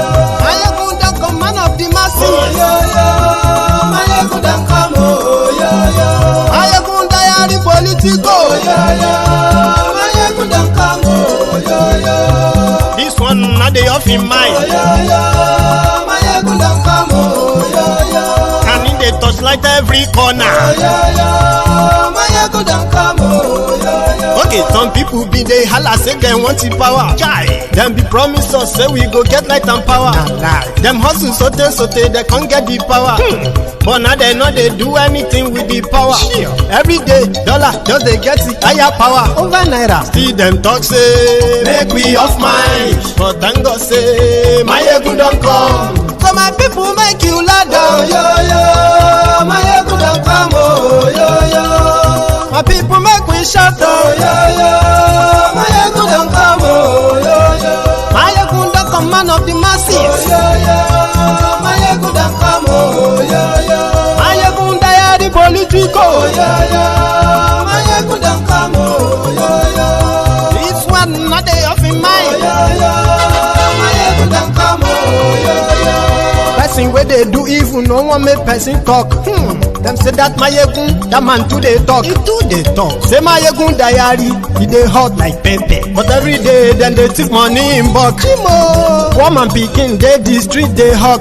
Still them talk say, make we no talk. But thank God say, Maiyegun don come. So my people make you ladder, oh, yo, yo. Maiyegun don come, oh, yo, yo. My people make you shout, oh, yo, yo. Maiyegun don come, oh, yo, yo. Maiyegun don come, man.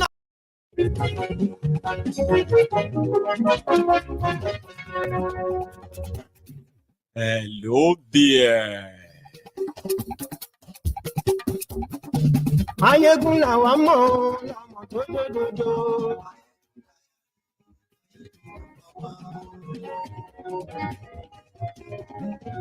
Maiyegun làwa mọ̀, làmọ̀ tó dòdòdò.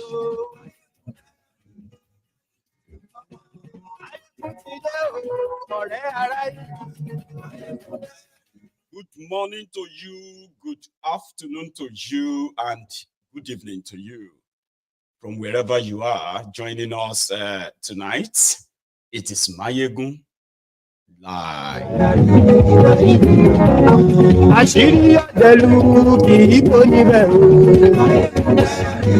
Lady, that's Zion. Every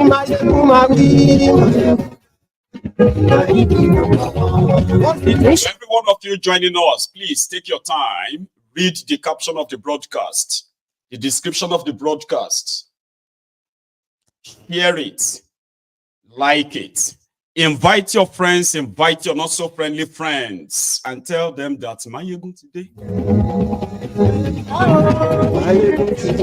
Ọ̀jẹ̀lú ẹ̀ súnra kì àní ẹ̀ súnra kì lórí Facebook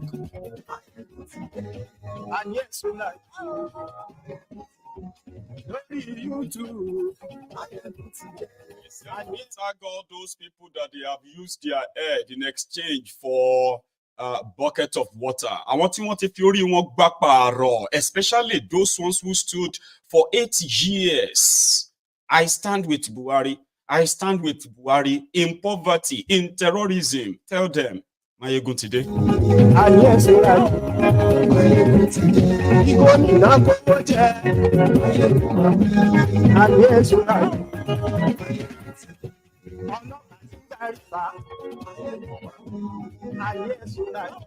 All the recovered loots under Buhari, Mumumadu Buhari,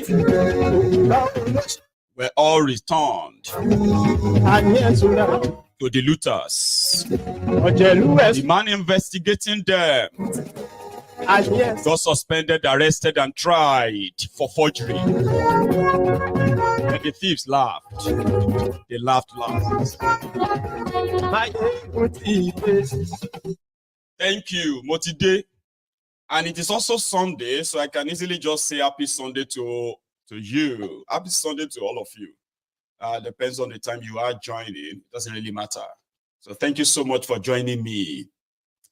Ladies and gentlemen, it's going to be another storytelling time. Because sometimes we need to tell it as a story, because all that the Nigerians have been subjected to in the last 9 years of APC, Al-Qaeda People's Congress, Akpayan People's Congress, or Akpanijaye People's Congress, in the last 9 years has been that of terror. They are subjected the people in Nigeria and the people outside Nigeria as well. Like, if you have any connection to Nigeria, don't tell yourself the lie. Yeah, some of you probably managed to survive them, but the last 9 years has been hell. They have monetized every problem facing Nigerians, most of them created by them. In 2015, strange bedfellows came together with the promise and pledges that they were going to save Nigeria through what they called change. A man who never really built anything, a man who has never really worked in his life, per se, was appointed to lead the team of those who were to rescue Nigeria. They said, oh, he's a frugal, he's a frugal man. He's somebody who doesn't like money. He didn't steal money, but money kept missing. That was the time he was their president, though. The moment Buhari becomes their president, the promise was that all the thieves in Nigeria were going to run away or end up in jail. That was the promise. But a lot of us who knew very much, we know these guys. There is no amount of whitewashing, alagba force that they are going to hire that's going to make these guys clean from the, from the rot they have actually caused Nigeria. So how can people who destroyed Nigeria, enjoying the proceeds of that destruction, suddenly have a change of mind? They want to change Nigeria. It was a scam. People found out later. The man, the Maja that was supposed to be capturing, arresting thieves who looted Nigeria money to buy themselves properties abroad or hid the money somewhere abroad. The man that was supposed to use his anti-corruption lies, not only to stop stealing, but to recover all the stolen money from Nigeria and ensure that those who stole money from Nigeria are jailed. How could you do that? Or how was he going to do that? When they used the stolen money to sponsor his elections, when thieves who looted their different estates at different times were those who were funding his election and posturing the moral picture of Buhari and Pastor Ruga. Buhari was going to fight terrorism and corruption physically. Pastor Ruga was going to fight the terrorism and corruption spiritually. By the time the both of them were done, even Adeboye came and said, Nigeria problem is spiritual. Economy, insecurity, corruption, killings here and there. Adeboye had to come out and diagnose it as a spiritual after the tenure of the man that was supposed to defeat all principalities, all problems, spiritually. In case if you have forgotten, they made a poster for that. They dressed Buhari in army uniform and Pastor Ruga in a pastor uniform. They were two that will combat Nigeria problems. People didn't know. They have just brought in the Nigeria problems. APC, Egbekegbe, they looted Nigeria. That some of the stories, if you hear them, if you hear the ridiculous amount of money they stole from Nigeria, when you hear the story, they are going to sound unbelievable. Is that possible? That's unbelievable. Under APC, listen, where they said Nigeria was under corruption, very corrupt, and uncorrupted criminals were to take over. Nigeria was losing 50,000 barrels of crude oil to oil thieves every day. Immediately, these criminals took over. The stealing of crude oil didn't stop. It just got upgraded. Nigeria started losing over 700,000 barrels of crude oil every day. 21 million barrels of crude oil every month. Hi. And we did a calculation, plus or minus, Nigeria lost over $300 billion if the stolen crude oil from Nigeria were to be sold at the market value and the money given to Nigeria. Nigeria will have over $300 billion in 8 years of Buhari. That was how much money that was stolen. To deceive the people they were still going to destroy, the people they eventually destroyed, right? To deceive them, Buhari appointed a special investigator to retrieve all the stolen money by the people by the PDP, the people destroying people of Nigeria. And that sounded like it was great. So the guy went to work. Sharply, it didn't take time before he started finding money. The money made from stolen crude oil, where it was kept. Others who used theirs to procure unneeded automobiles, latest bulletproof vehicles. In like 60 bulletproof vehicles were recovered from just one single individual. Billions of dollars, millions of dollars stolen. Where they went? Who stole them? Only for the guy to be suspended. And why? Let me give you an instances of how I have been exposing that on this platform. But so many of you during that time, you heard me. But like, you were not really bothered. It didn't really make much sense to you. I presented evidence, numerous evidence of their involvement in monetizing the supposed recovered loot. Let me give you one instance. There was this Abacha loot, and this was sometimes in 2016. In 2014, the Nigeria government, as well as the UK government, the Nigeria government, as well as the French government, making it the two, right? The Nigeria government and the American government, making it three. Now, you see this trio, they all had Abacha's loot in billions, okay? And then they agreed after years of back and forth. So they now agreed to return the money to Nigeria. The collection of all this money at that time was $2.5 billion under Buhari. But because of the political upheaval in Nigeria, among the actions of the American government under Obama at the time, you remember that it was also the American government under Obama that stopped the sales of arms to Nigeria to combat the Boko Haram due to the